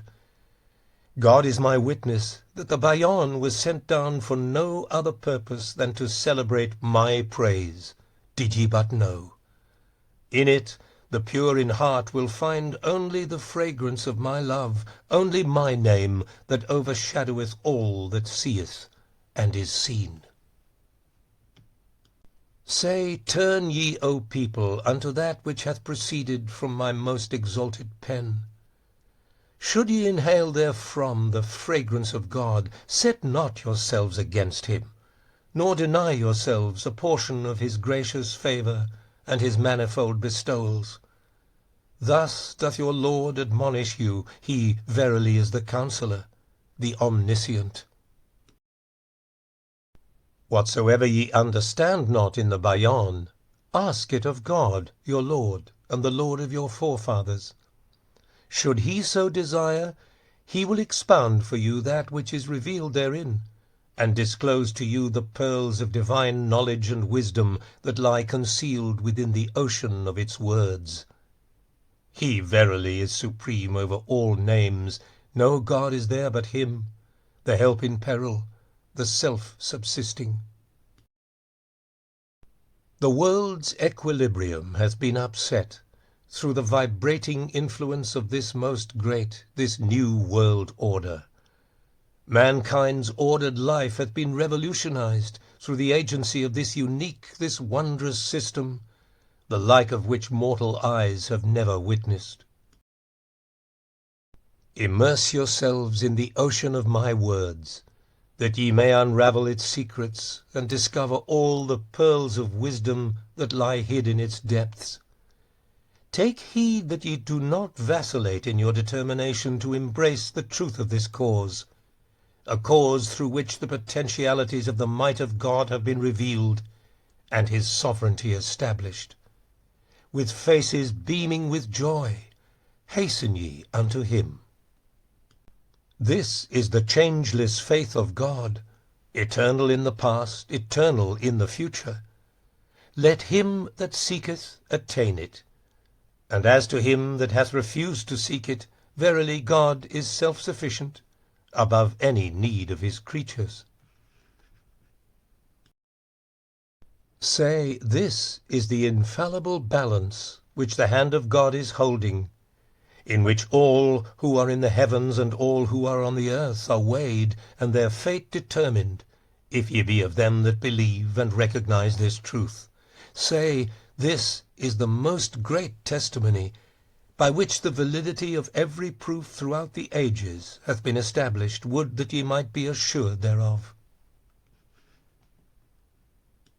Say, through it the poor have been enriched, the learned enlightened, and the seekers enabled to ascend unto the presence of God.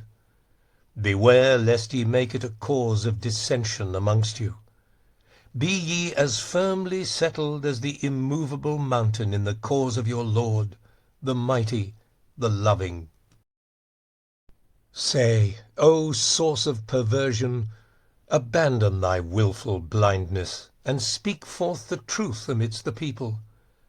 I swear by God that I have wept for thee, to see thee following thy selfish passions, and renouncing him who fashioned thee and brought thee into being. Call to mind the tender mercy of thy Lord, and remember how we nurtured thee by day and by night for service to the cause. Fear God, and be thou of the truly repentant. Granted that the people were confused about thy station, is it conceivable that thou thyself art similarly confused? Tremble before thy Lord, and recall the days when thou didst stand before our throne, and didst write down the verses that we dictated unto thee, verses sent down by God, the omnipotent protector, the Lord of might and power. Beware lest the fire of thy presumptuousness debar thee from attaining to God's holy court. Turn unto him, and fear not because of thy deeds. He in truth forgiveth whomsoever he desireth, as a bounty on his part. No God is there but him, the ever-forgiving, the all-bounteous. We admonish thee solely for the sake of God. Shouldst thou accept this counsel, thou wilt have acted to thine own behoof. And shouldst thou reject it, thy Lord verily can well dispense with thee, and with all those who in manifest delusion have followed thee. Behold, God hath laid hold on him who led thee astray.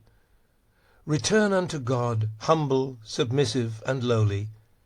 Verily he will put away from thee thy sins. For thy Lord of a certainty is the forgiving, the mighty, the all-merciful. This is the counsel of God, would that thou mightest heed it.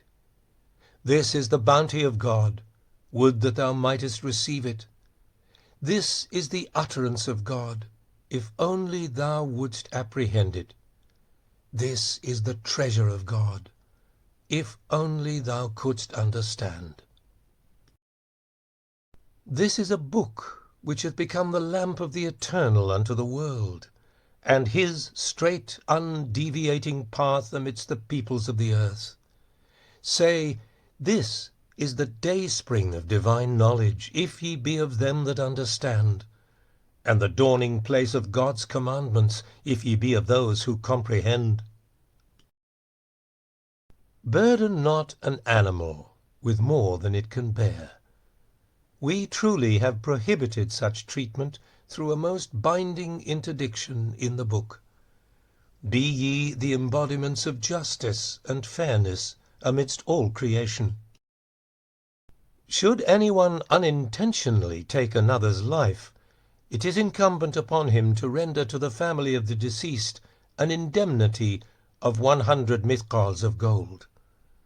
Observe ye that which hath been enjoined upon you in this tablet, and be not of those who overstep its limits. O members of parliaments throughout the world, select ye a single language for the use of all on earth, and adopt ye likewise a common script. God verily maketh plain for you that which shall profit you and enable you to be independent of others. He of a truth is the most bountiful, the all-knowing, the all-informed. This will be the cause of unity, could ye but comprehend it, and the greatest instrument for promoting harmony and civilization. Would that ye might understand. We have appointed 2 signs for the coming of age of the human race. The first, which is the most firm foundation, we have set down in other of our tablets, while the second hath been revealed in this wondrous book. It hath been forbidden you to smoke opium. We truly have prohibited this practice through a most binding interdiction in the book. Should anyone partake thereof, assuredly he is not of me. Fear God, O ye endued with understanding.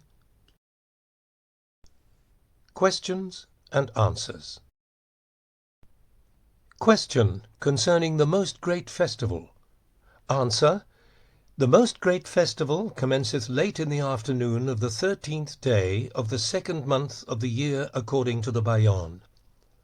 On the 1st, 9th, and 12th days of this festival, work is forbidden. Question concerning the festival of the twin birthdays. Answer: the birth of the Abha beauty was at the hour of dawn on the 2nd day of the month of Muharram, the 1st day of which marketh the birth of his herald. These 2 days are accounted as one in the sight of God. Question concerning the marriage verses.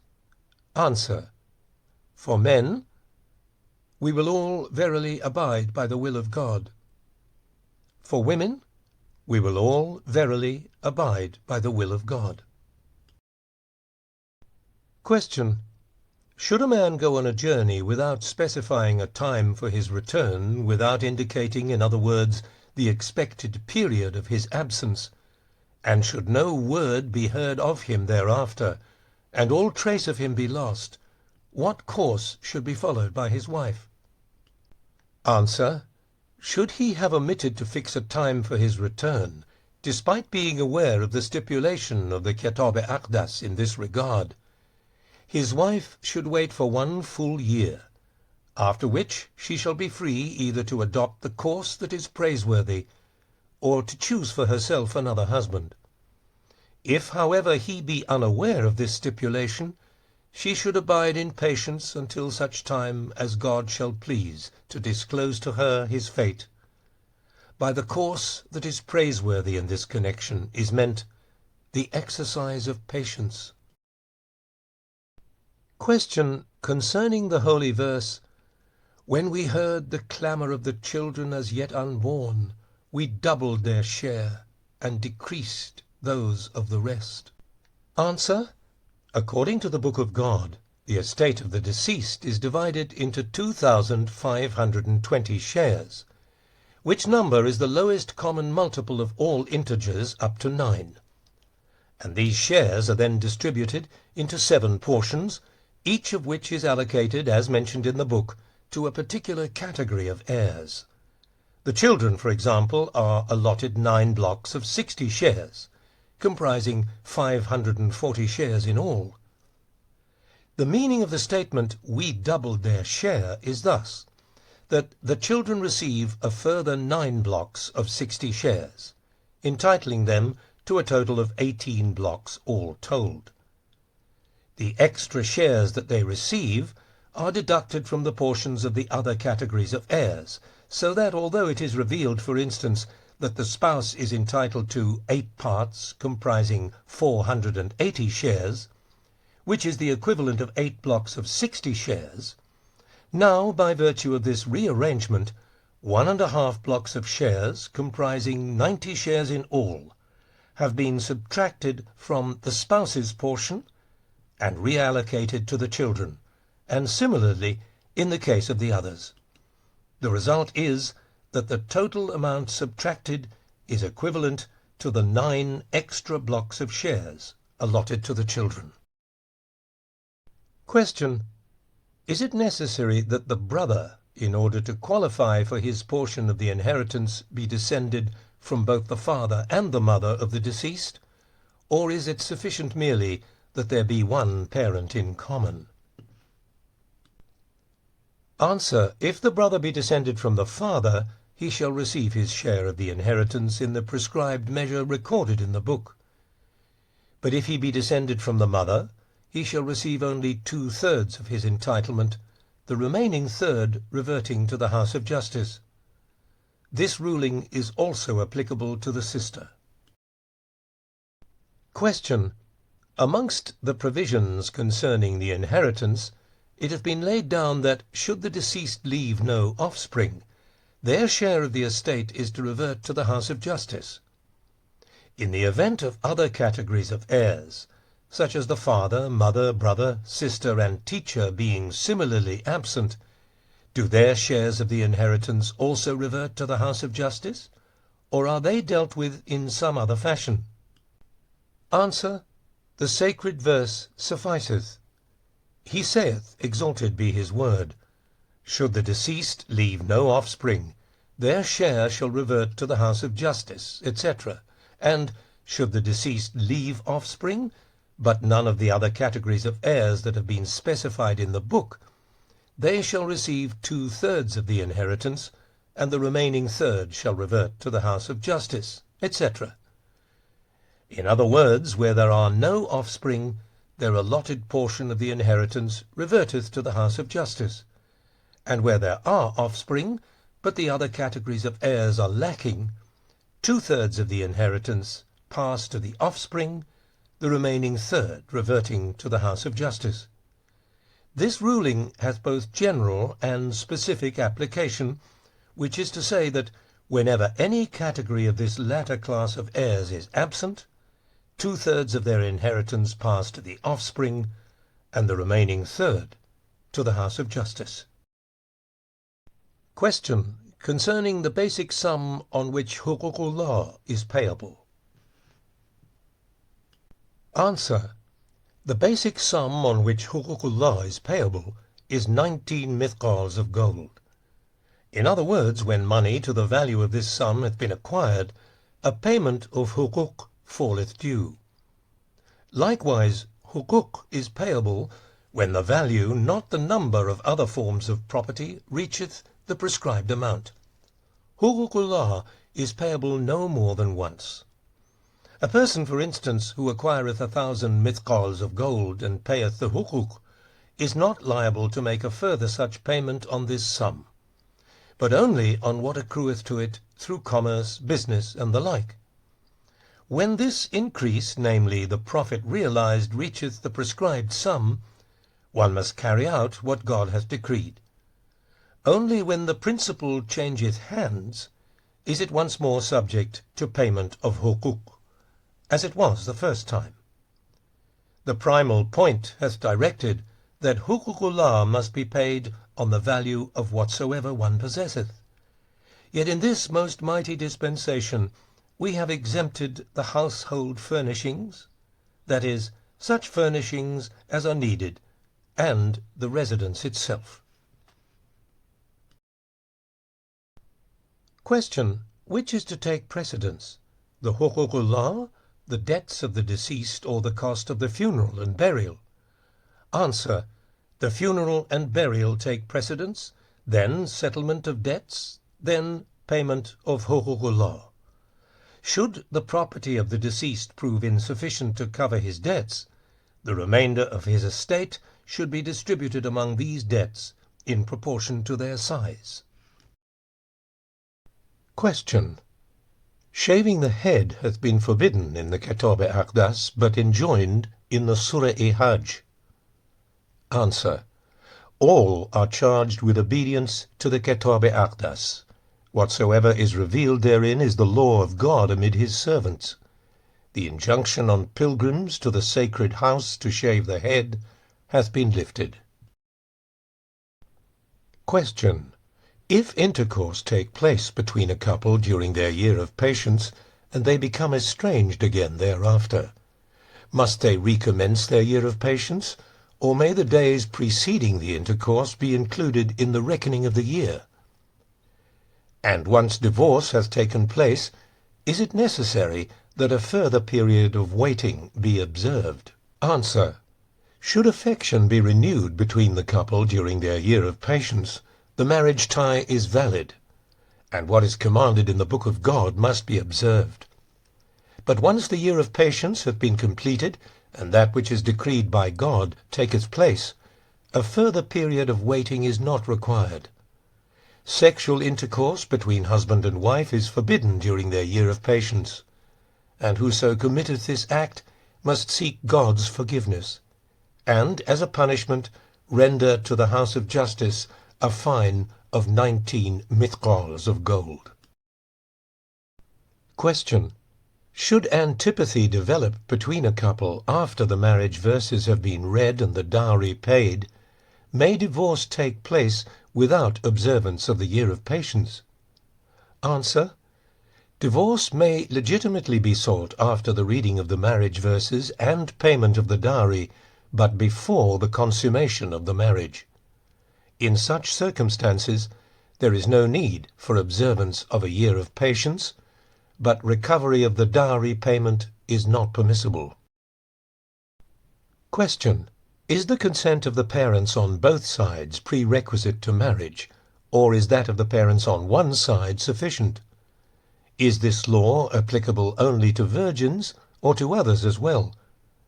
Answer: marriage is conditional upon the consent of the parents of both parties to the marriage, and in this respect it maketh no difference whether the bride be a virgin or otherwise. Question: the believers have been enjoined to face in the direction of the Qibla when reciting their obligatory prayers. In what direction should they turn when offering other prayers and devotions?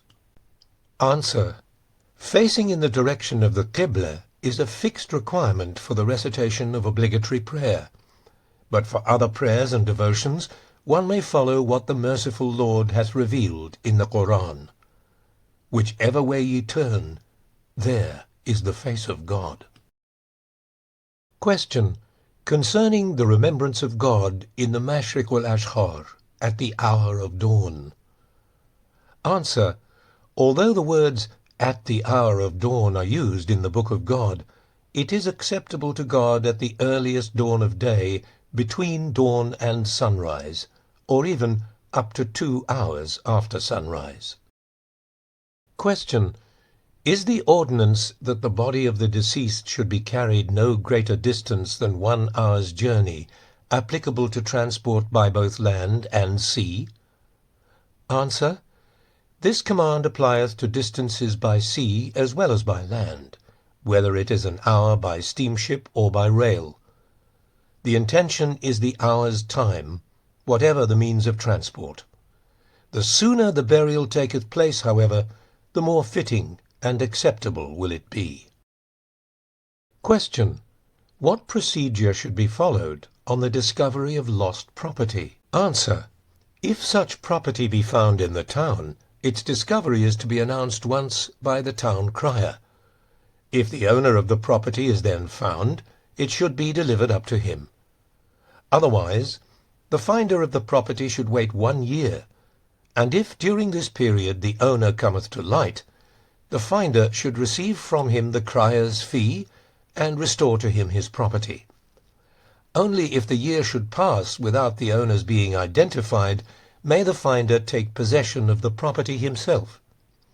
If the value of the property is less than or equal to the crier's fee, the finder should wait a single day from the time of its discovery, at the end of which, if the owner has not come to light, he may himself appropriate it. And in the case of property discovered in an uninhabited area, the finder should observe a 3 days' wait, on the passing of which period, if the identity of the owner remain unknown, he is free to take possession of his find. Question: with reference to the ablutions, if, for example, a person has just bathed his entire body, must he still perform his ablutions? Answer: the commandment regarding ablutions must, in any case, be observed. Question: should a person plan to migrate from his country, and his wife be opposed, and the disagreement culminate in divorce, and should his preparations for the journey extend until a year hath passed, may this period be counted as the year of patience, or should the day the couple part be regarded as the starting point of that year? Answer: the starting point for computation is the day the couple part, and if therefore they have separated a year before the husband's departure, and if the fragrance of affection hath not been renewed between the couple, divorce may take place. Otherwise, the year must be counted from the day of his departure, and the conditions set forth in the Kitáb-i-Aqdas observed. Question: concerning the age of maturity with respect to religious duties. Answer: the age of maturity is 15 for both men and women. Question: concerning the holy verse, when travelling, if ye should stop and rest in some safe spot, perform ye a single prostration in place of each unsaid obligatory prayer. Answer: this prostration is to compensate for obligatory prayer omitted in the course of travel, and by reason of insecure circumstances. If at the time of prayer the traveller should find himself at rest in a secure place, he should perform that prayer. This provision regarding the compensating prostration applieth both at home and on a journey. Question: concerning the definition of a journey. Answer: the definition of a journey is 9 hours by the clock. Should the traveller stop in a place, anticipating that he will stay there for no less than 1 month by the Bahá'í reckoning, it is incumbent on him to keep the fast. But if for less than 1 month, he is exempt from fasting. If he arriveth during the fast at a place where he is to stay 1 month according to the Bahá'í, he should not observe the fast till 3 days have elapsed, thereafter keeping it throughout the remainder of its course. But if he come to his home, where he hath heretofore been permanently resident, he must commence his fast upon the first day after his arrival. Question concerning the punishment of the adulterer and the adulteress. Answer: 9 mithqals are payable for the first offence, 18 for the second, 36 for the third, and so on, each succeeding fine being double the preceding. The weight of 1 mithqal is equivalent to 19 nahuds, in accordance with the specification of the Bayan. Question concerning hunting. Answer: He saith, exalted be he, if ye should hunt with beasts or birds of prey, and so forth. Other means, such as bows and arrows, guns, and similar equipment employed in hunting, are also included. If, however, traps or snares are used, and the game dieth before it can be reached, it is unlawful for consumption. Question concerning the pilgrimage. Answer: It is an obligation to make pilgrimage to one of the 2 sacred houses, but as to which, it is for the pilgrim to decide. Question concerning the dowry. Answer: Regarding dowry, the intention of contenting oneself with the lowest level is 19 mithqals of silver. Question concerning the sacred verse, if, however, news should reach her of her husband's death, etc. Answer: With reference to waiting a fixed number of months, a period of 9 months is intended. Question: Again, inquiry hath been made about the teacher's share of the inheritance. Answer: Should the teacher have passed away, 1/3 of his share of the inheritance reverteth to the house of justice, and the remaining 2/3 pass to the deceased's, and not the teacher's offspring. Question: Again, inquiry hath been made about the pilgrimage. Answer: By pilgrimage to the sacred house, which is enjoined upon men, is intended both the most great house in Baghdad and the house of the primal point in Shiraz. Pilgrimage to either of these houses sufficeth. They may thus make pilgrimage to whichever lieth nearer to the place where they reside. Question concerning the verse, He who would take into his service a maid may do so with propriety. Answer: This is solely for service such as is performed by any other class of servants, be they young or old, in exchange for wages. Such a maiden is free to choose a husband at whatever time she pleaseth, for it is forbidden either that women should be purchased, or that a man should have more wives than 2. Question concerning the sacred verse, The Lord hath prohibited the practice to which ye formerly had recourse, when thrice ye had divorced a woman. Answer: The reference is to the law which previously made it necessary for another man to marry such a woman before she could again be wedded to her former husband. This practice hath been prohibited in the Kitáb-i-Aqdas. Question concerning the restoration and preservation of the 2 houses in the twin spots, and the other sites wherein the throne hath been established. Answer: By the 2 houses is intended the most great house and the house of the primal point. As for other sites, the people of the areas where these are situated may choose to preserve either each house wherein the throne hath been established, or one of them. Question: Again, inquiry hath been made about the inheritance of the teacher. Answer: If the teacher is not of the people of Baha', he doth not inherit. Should there be several teachers, the share is to be divided equally amongst them. If the teacher is deceased, his offspring do not inherit his share, but rather 2/3 of it revert to the children of the owner of the estate, and the remaining 1/3 to the house of justice. Question concerning the residence which hath been assigned exclusively to the male offspring. Answer: If there are several residences, the finest and noblest of these dwellings is the one intended, the remainder being distributed amongst the whole body of the heirs, like any other form of property. Any heir, from whichever category of inheritors, who is outside the faith of God, is accounted as non-existent and doth not inherit. Question concerning Nowruz. Answer. The festival of Nowruz falleth on the day that the sun entereth the sign of Aries, even should this occur no more than 1 minute before sunset. Question. If the anniversary, either of the twin birthdays or of the declaration of the Bab, occurreth during the fast, what is to be done? Answer. Should the feasts celebrating the twin birthdays or the declaration of the Bab fall within the month of fasting, the command to fast shall not apply on that day. Question. In the holy ordinances governing inheritance, the residence and personal clothing of the deceased have been allotted to the male offspring. Doth this provision refer only to the father's property, or doth it apply to the mother's as well? Answer. The used clothing of the mother should be divided in equal shares among the daughters, but the remainder of her estate, including property, jewelry, and unused clothing, is to be distributed in the manner revealed in the Kitáb-i-Aqdas to all her heirs.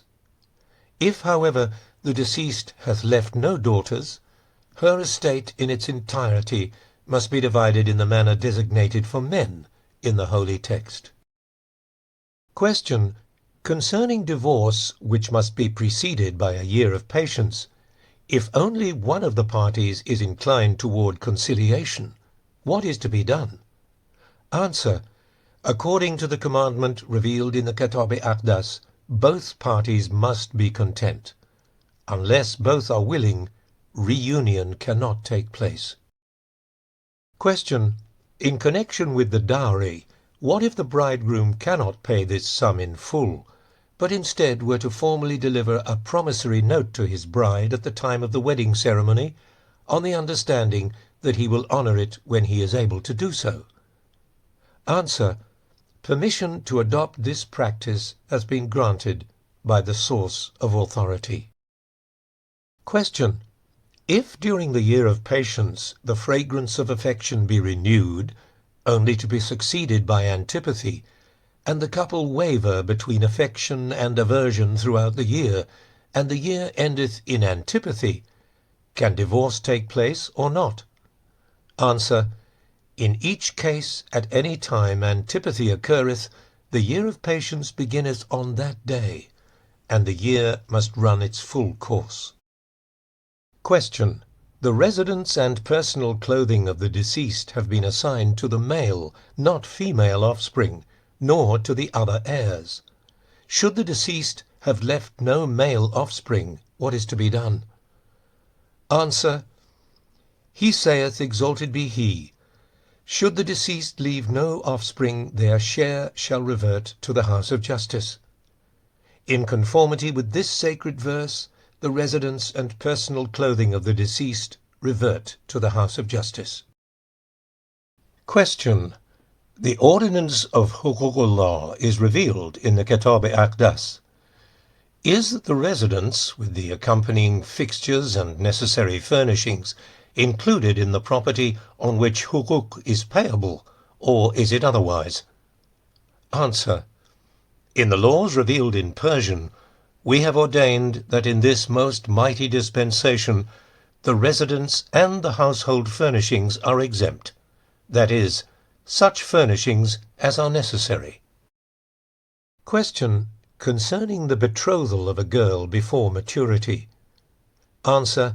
This practice hath been pronounced unlawful by the source of authority, and it is unlawful to announce a marriage earlier than 95 days before the wedding.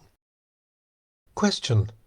If a person hath, for example, 100 tumons, payeth the huquq on this sum, loseth half the sum in unsuccessful transactions, and then through trading the amount in hand is raised again to the sum on which huquq is due, must such a person pay huquq or not?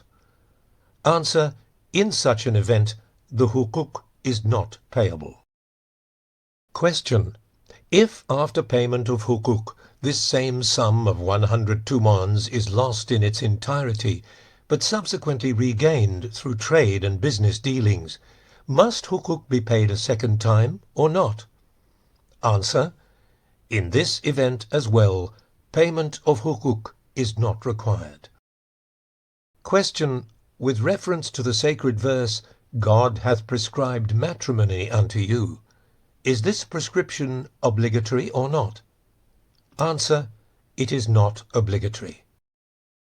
Question: supposing that a man hath wed a certain woman, believing her to be a virgin, and he hath paid her the dowry, but at the time of consummation it becometh evident that she is not a virgin.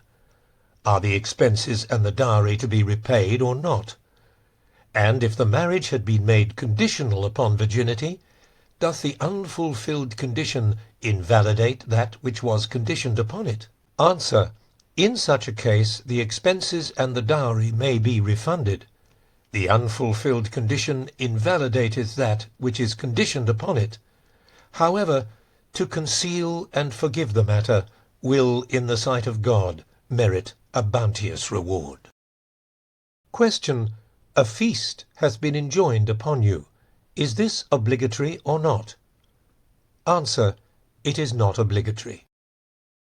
Question concerning the penalties for adultery, sodomy, and theft, and the degrees thereof. Answer: the determination of the degrees of these penalties rests with the House of Justice. Question concerning the legitimacy or otherwise of marrying one's relatives. Answer: these matters likewise rest with the trustees of the House of Justice. Question: with reference to ablutions it hath been revealed, let him that findeth no water for ablution repeat 5 times the words, in the name of God, the most pure, the most pure.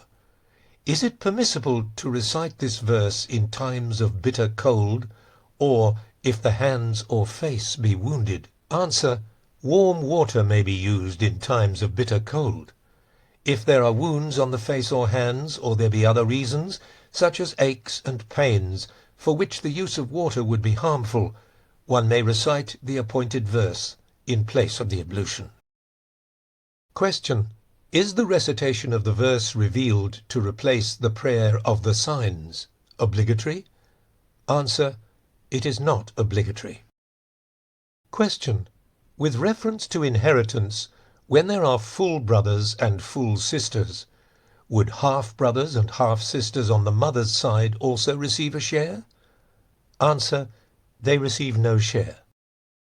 Question: he saith, exalted be he, should the son of the deceased have passed away in the days of his father, and have left children, they will inherit their father's share. What is to be done if the daughter has died during the lifetime of her father? Answer: her share of the inheritance should be distributed among the 7 categories of heirs, according to the ordinance of the book. Question: if the deceased be a woman, to whom is the wife's share of the inheritance allotted? Answer: the wife's share of the inheritance is allotted to the husband. Question concerning the shrouding of the body of the deceased, which is decreed to comprise 5 sheets. Does the 5 refer to 5 cloths, which were hitherto customarily used, or to 5 full-length shrouds, wrapped one around the other? Answer: the use of 5 cloths is intended. Question concerning disparities between certain revealed verses. Answer: many tablets were revealed and dispatched in their original form without being checked and reviewed.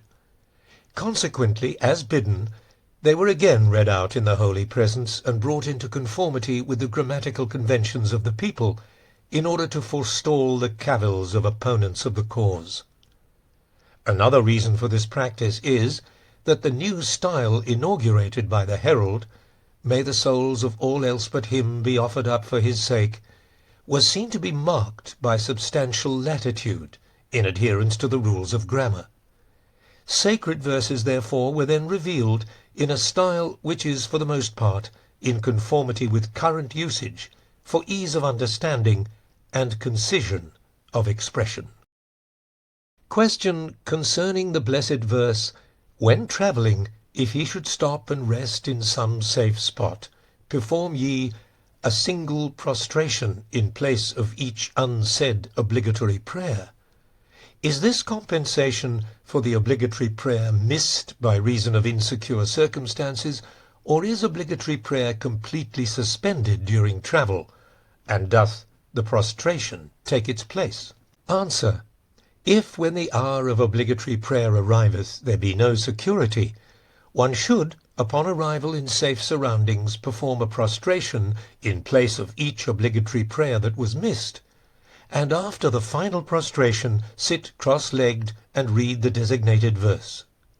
If there be a safe place, obligatory prayer is not suspended during travel. Question: if after a traveller hath stopped and rested it is the time for obligatory prayer, should he perform the prayer, or make the prostration in its stead? Answer: except in insecure circumstances, omission of the obligatory prayer is not permissible. Question: if due to missed obligatory prayers a number of prostrations are required, must the verse be repeated after each compensating prostration or not? Answer: it is sufficient to recite the designated verse after the last prostration. The several prostrations do not require separate repetitions of the verse. Question: if an obligatory prayer be omitted at home, is it to be compensated for by a prostration or not? Answer: in answer to previous questions it was written, this provision regarding the compensating prostration applieth both at home and on a journey. Question: if for another purpose one hath performed ablutions, and the time of obligatory prayer arriveth, are these ablutions sufficient, or must they be renewed? Answer: these same ablutions are sufficient, and there is no need for them to be renewed. Question: in the Kitáb-i-Aqdas, obligatory prayer hath been enjoined, consisting of 9 rakahs, to be performed at noon, in the morning and the evening. But the tablet of obligatory prayers appeareth to differ from this. Answer: that which hath been revealed in the Kitáb-i-Aqdas concerneth a different obligatory prayer. Some years ago, a number of the ordinances of the Kitáb-i-Aqdas, including that obligatory prayer, were, for reasons of wisdom, recorded separately and sent away together with other sacred writings for the purposes of preservation and protection. Later, these 3 obligatory prayers were revealed. Question: in determining time, is it permissible to rely on clocks and watches? Answer: it is permissible to rely on clocks and watches. Question: in the tablet of obligatory prayers 3 prayers are revealed. Is the performance of all 3 required or not? Answer: it is enjoined to offer one of these 3 prayers. Whichever is performed sufficeth. Question: are ablutions for the morning prayer still valid for the noonday prayer? And similarly, are ablutions carried out at noon still valid in the evening? Answer: ablutions are connected with the obligatory prayer for which they are performed, and must be renewed for each prayer. Question: concerning the long obligatory prayer, it is required to stand up and turn unto God. This seemeth to indicate that it is not necessary to face the Qibla. Is this so or not? Answer: the Qibla is intended. Question: concerning the sacred verse, recite ye the verses of God every morn and eventide. Answer: the intention is all that hath been sent down from the heaven of divine utterance. The prime requisite is the eagerness and love of sanctified souls to read the Word of God. To read one verse or even one word in a spirit of joy and radiance is preferable to the perusal of many books. Question: may a person, in drawing up his will, assign some portion of his property, beyond that which is devoted to payment of huququllah and the settlement of debts, to works of charity, Or is he entitled to do no more than allocate a certain sum to cover funeral and burial expenses, so that the rest of his estate will be distributed in the manner fixed by God among the designated categories of heirs? Answer: a person hath full jurisdiction over his property. If he is able to discharge the Bahá'u'lláh and is free of debt, then all that is recorded in his will, and any declaration or avowal it containeth, shall be acceptable. God verily hath permitted him to deal with that which he hath bestowed upon him, in whatever manner he may desire. Question: is the use of the burial ring enjoined exclusively for adults, or is it for minors as well? Answer: it is for adults only. The prayer for the dead is likewise for adults. Question: should a person wish to fast at a time other than in the month of Allah, is this permissible or not? And if he hath vowed or pledged himself to such a fast, is this valid and acceptable? Answer: the ordinance of fasting is such as hath already been revealed. Should someone pledge himself, however, to offer up a fast to God, seeking in this way the fulfillment of a wish, or to realize some other aim, this is permissible, now as heretofore. Howbeit, it is God's wish, exalted be his glory, that vows and pledges be directed to such objectives as will profit mankind. Question: again, a question hath been asked concerning the residence and personal clothing. Are these to revert in the absence of male offspring to the house of justice, or are they to be distributed like the rest of the estate? Answer: 2/3 of the residence and personal clothing pass to the female offspring, and 1/3 to the house of justice, which God hath made to be the treasury of the people. Question: if, upon completion of the year of patient, the husband refuseth to allow divorce, what course should be adopted by the wife? Answer: when the period is ended, divorce is effected. However, it is necessary that there be witnesses to the beginning and end of this period, so that they can be called upon to give testimony, should the need arise. Question: concerning the definition of old age. Answer: to the Arabs it denoteth the furthest extremity of old age, but for the people of Bahá'u'lláh it is from the age of 70. Question: concerning the limit of fasting for someone travelling on foot. Answer: the limit is set at 2 hours. If this is exceeded, it is permissible to break the fast. Question: concerning observance of the fast by people engaged in hard labor during the month of fasting. Answer: such people are excused from fasting. However, in order to show respect to the law of God and for the exalted station of the fast, it is most commendable and fitting to eat with frugality and in private. Question: do ablutions performed for the obligatory prayer suffice for the 95 repetitions of the greatest name? Answer: it is unnecessary to renew the ablutions. Question: concerning clothes and jewelry which a husband may have purchased for his wife, are these to be distributed after his death amongst his heirs, or are they specially for the wife? Answer: aside from used clothing, whatever there may be, jewelry or otherwise, belongeth to the husband, except what is proven to have been gifts to the wife. Question: concerning the criterion of justness when proving some matter dependent on the testimony of 2 just witnesses. Answer: the criterion of justness is a good reputation among the people. The testimony of all God's servants, of whatever faith or creed, is acceptable before his throne.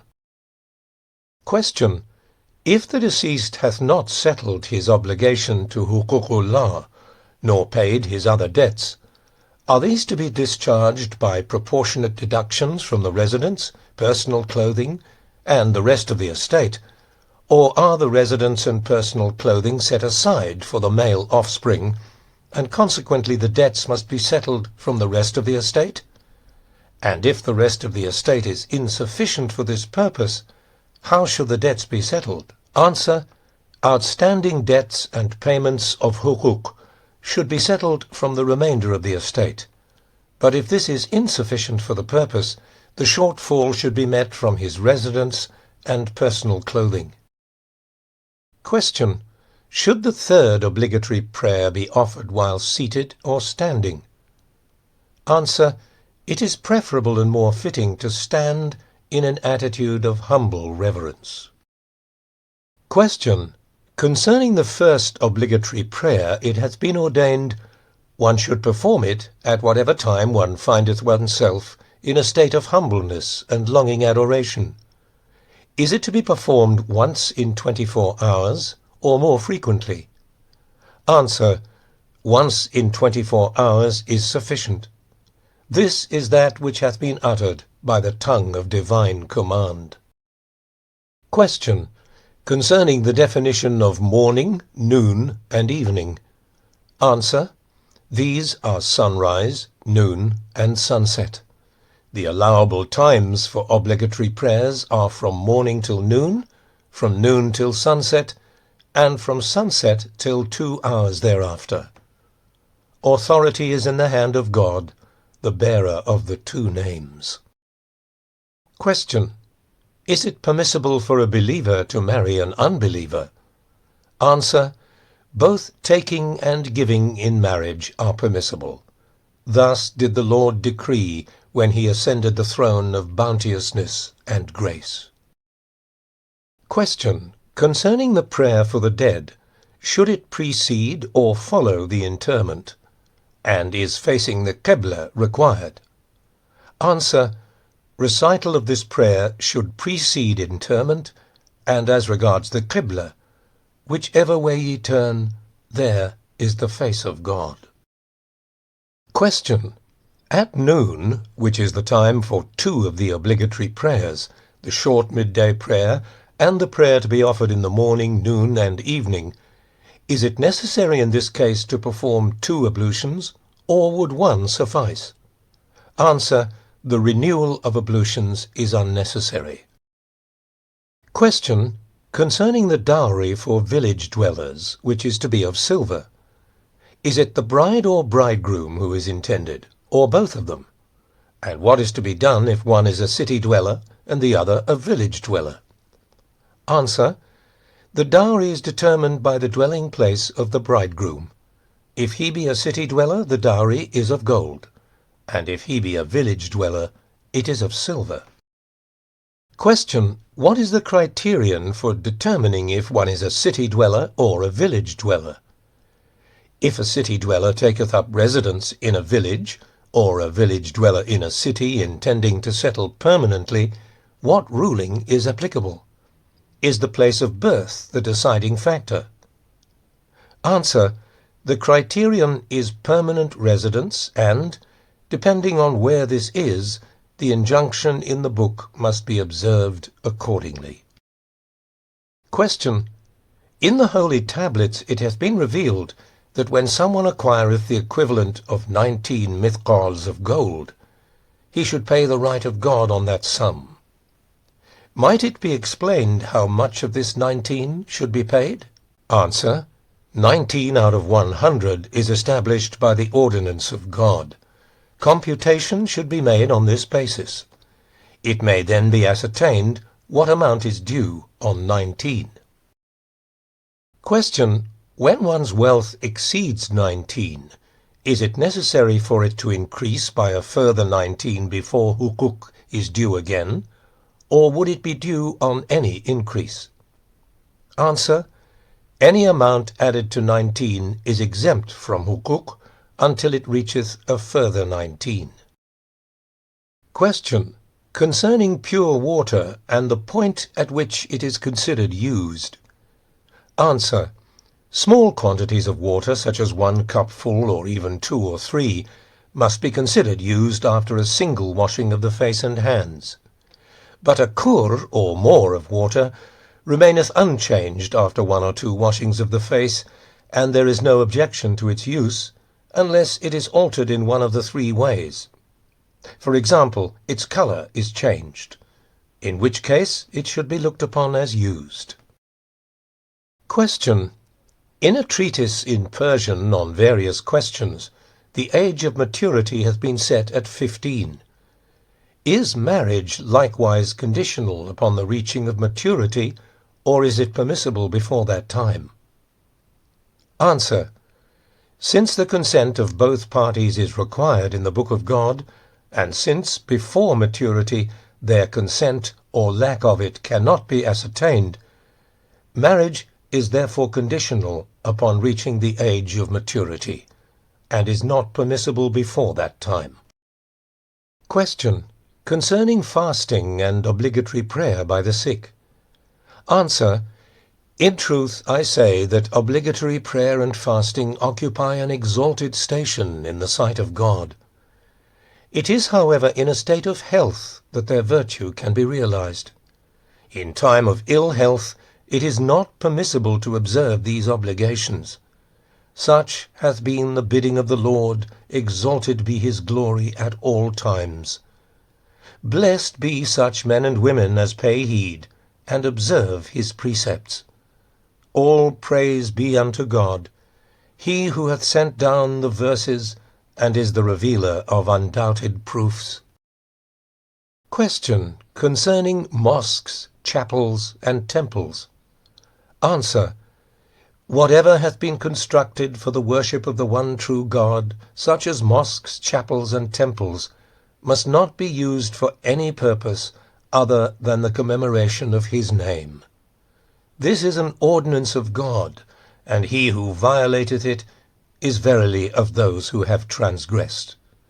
No harm attacheth to the builder, for he hath performed his deed for the sake of God, and hath received and will continue to receive his just reward. Question. Regarding the appointments of a place of business, which are needed for carrying on one's work or profession, are they subject to the payment of huququllah, or are they covered by the same ruling as the household furnishings? Answer. They are covered by the same ruling as the household furnishings. Question. Concerning the exchange of property held in trust for cash or other forms of property to guard against depreciation or loss. Answer.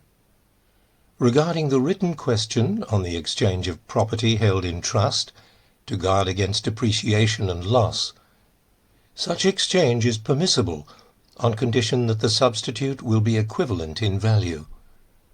Thy Lord verily is the expounder, the omniscient, and he truly is the ordainer, the Ancient of Days.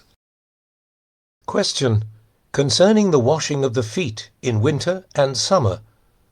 Answer. It is the same in both cases.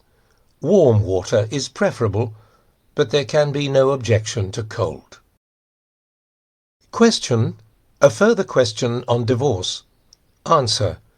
Since God, exalted be his glory, doth not favour divorce, nothing was revealed on this issue. However, from the beginning of the separation until the end of 1 year, 2 people or more must remain informed as witnesses. If by the end there is no reconciliation, divorce taketh place.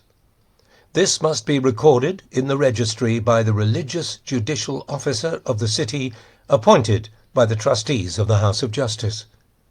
Observance of this procedure is essential, lest those that are possessed of an understanding heart be saddened.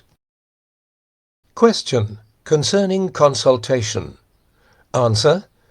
If consultation among the first group of people assembled endeth in disagreement, new people should be added, after which persons to the number of the greatest name, or fewer or more, shall be chosen by lot. Whereupon the consultation shall be renewed, and the outcome, whatever it is, shall be obeyed. If, however, there is still disagreement, the same procedure should be repeated once more, and the decision of the majority shall prevail. He verily guideth whomsoever he pleaseth to the right way. Question concerning inheritance. Answer. Regarding inheritance, that which the primal point hath ordained, may the souls of all else but him be offered up for his sake, is well pleasing. The existing heirs should receive their allotted shares of the inheritance, while a statement of the remainder must be submitted to the court of the Most High. In his hand is the source of authority.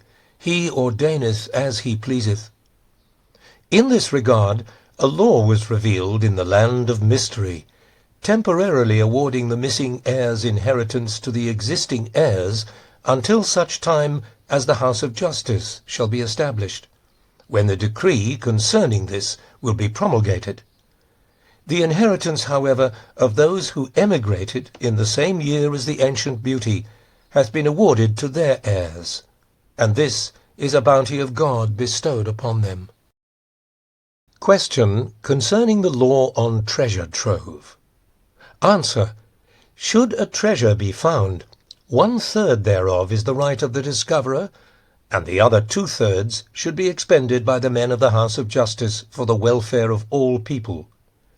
This shall be done after the establishment of the house of justice, and until that time it shall be committed to the keeping of trustworthy persons in each locality and territory. He, in truth, is the ruler, the ordainer, the omniscient, the all-informed. Question concerning hukuk on real estate which yieldeth no profit. Answer. The ordinance of God is that real estate which hath ceased to yield income, that is, from which no profit accrueth, is not liable to payment of hukuk. He verily is the ruler, the munificent. Question concerning the holy verse. In regions where the days and nights grow long, let times of prayer be gauged by clocks. Answer. The intention is those territories that are remote. In these climes, however, the difference in length is but a few hours, and therefore this ruling does not apply. In the tablet to Abrogations, this holy verse hath been revealed. Verily we have enjoined on every son to serve his father. Such is the decree which we have set forth in the book. And in another tablet these exalted words have been revealed. O Muhammad, the Ancient of Days hath turned his countenance towards thee, making mention of thee and exhorting the people of God to educate their children. Should a father neglect this most weighty commandment laid down in the Kitáb-i-Aqdas by the pen of the Eternal King, he shall forfeit rights of fatherhood and be accounted guilty before God. Well is it with him who imprinteth on his heart the admonitions of the Lord, and steadfastly cleaveth unto them. God in truth enjoineth on his servants what shall assist and profit them, and enable them to draw nigh unto him. He is the ordainer, the everlasting. He is God, exalted be he, the Lord of majesty and power. The prophets and chosen ones have all been commissioned by the one true God. Magnified be his glory, to nurture the trees of human existence with the living waters of uprightness and understanding, that there may appear from them that which God hath deposited within their inmost selves. As may be readily observed, each tree yieldeth a certain fruit, and a barren tree is but fit for fire. The purpose of these educators, in all they said and taught, was to preserve man's exalted station. Well is it with him who in the day of God hath laid fast hold upon his precepts, and hath not deviated from his true and fundamental law. The fruits that best befit the tree of human life are trustworthiness and godliness, truthfulness and sincerity. But greater than all, after recognition of the unity of God, praised and glorified be he, is regard for the rights that are due to one's parents. This teaching hath been mentioned in all the books of God, and reaffirmed by the most exalted pen. Consider that which the merciful Lord hath revealed in the Quran. Exalted are his words. Worship ye God, join with him no peer or likeness, and show forth kindliness and charity towards your parents.